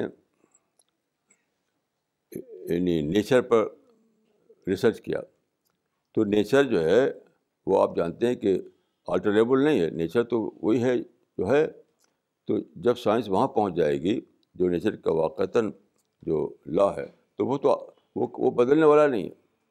ایسا ہی کہ وہ بدل جائے. وہ باقی وہ تو یعنی علم تو بلا بے انتہا ہے. وہ چلتا رہے گا، جانتے رہیں گے. قرآن کی تفسیروں میں بھی آپ جانتے ہیں کہ لوگ تحقیق کرتے ہیں اور بات کا اعلان کرتے ہیں کہ بھائی وہ جو میری رائے تھی وہ ٹھیک نہیں تھی، اب میں نے یہ جانا کہ اس آیت کا یہ مطلب ہے. تو وہ تو چلتا رہتا ہے ایک پروسیس. قرآن میں بھی چلتا ہے، حدیث میں بھی چلتا ہے، سائنس میں بھی چل رہا ہے. لیکن جہاں آپ دیکھیں کہ وہ سائنس کی ایک دریافت قرآن کی دریافت سے کولیبریٹ کر رہی ہے تو اس کو سچائی سمجھیے، اس سے اپنی ایمان میں اضافہ کیجیے. جہاں کولیبریٹ کر رہی ہے اس کو میں کہہ رہا ہوں. باقی یہ نہ سمجھے کہ سائنس کوئی یعنی آخری دریافت کر لیا سائنس نے. تو حدیث قرآن میں بھی آخری دریافت نہیں ہوئی ہے. لا تنقضی عجائب ہو، قرآن اور حدیث میں بھی ایک پروسیس چلتا رہتا ہے علم کا، ویسے وہاں بھی چل رہا ہے پروسیس کا. یہ کوئی بھیانک چیز نہیں ہے یہ.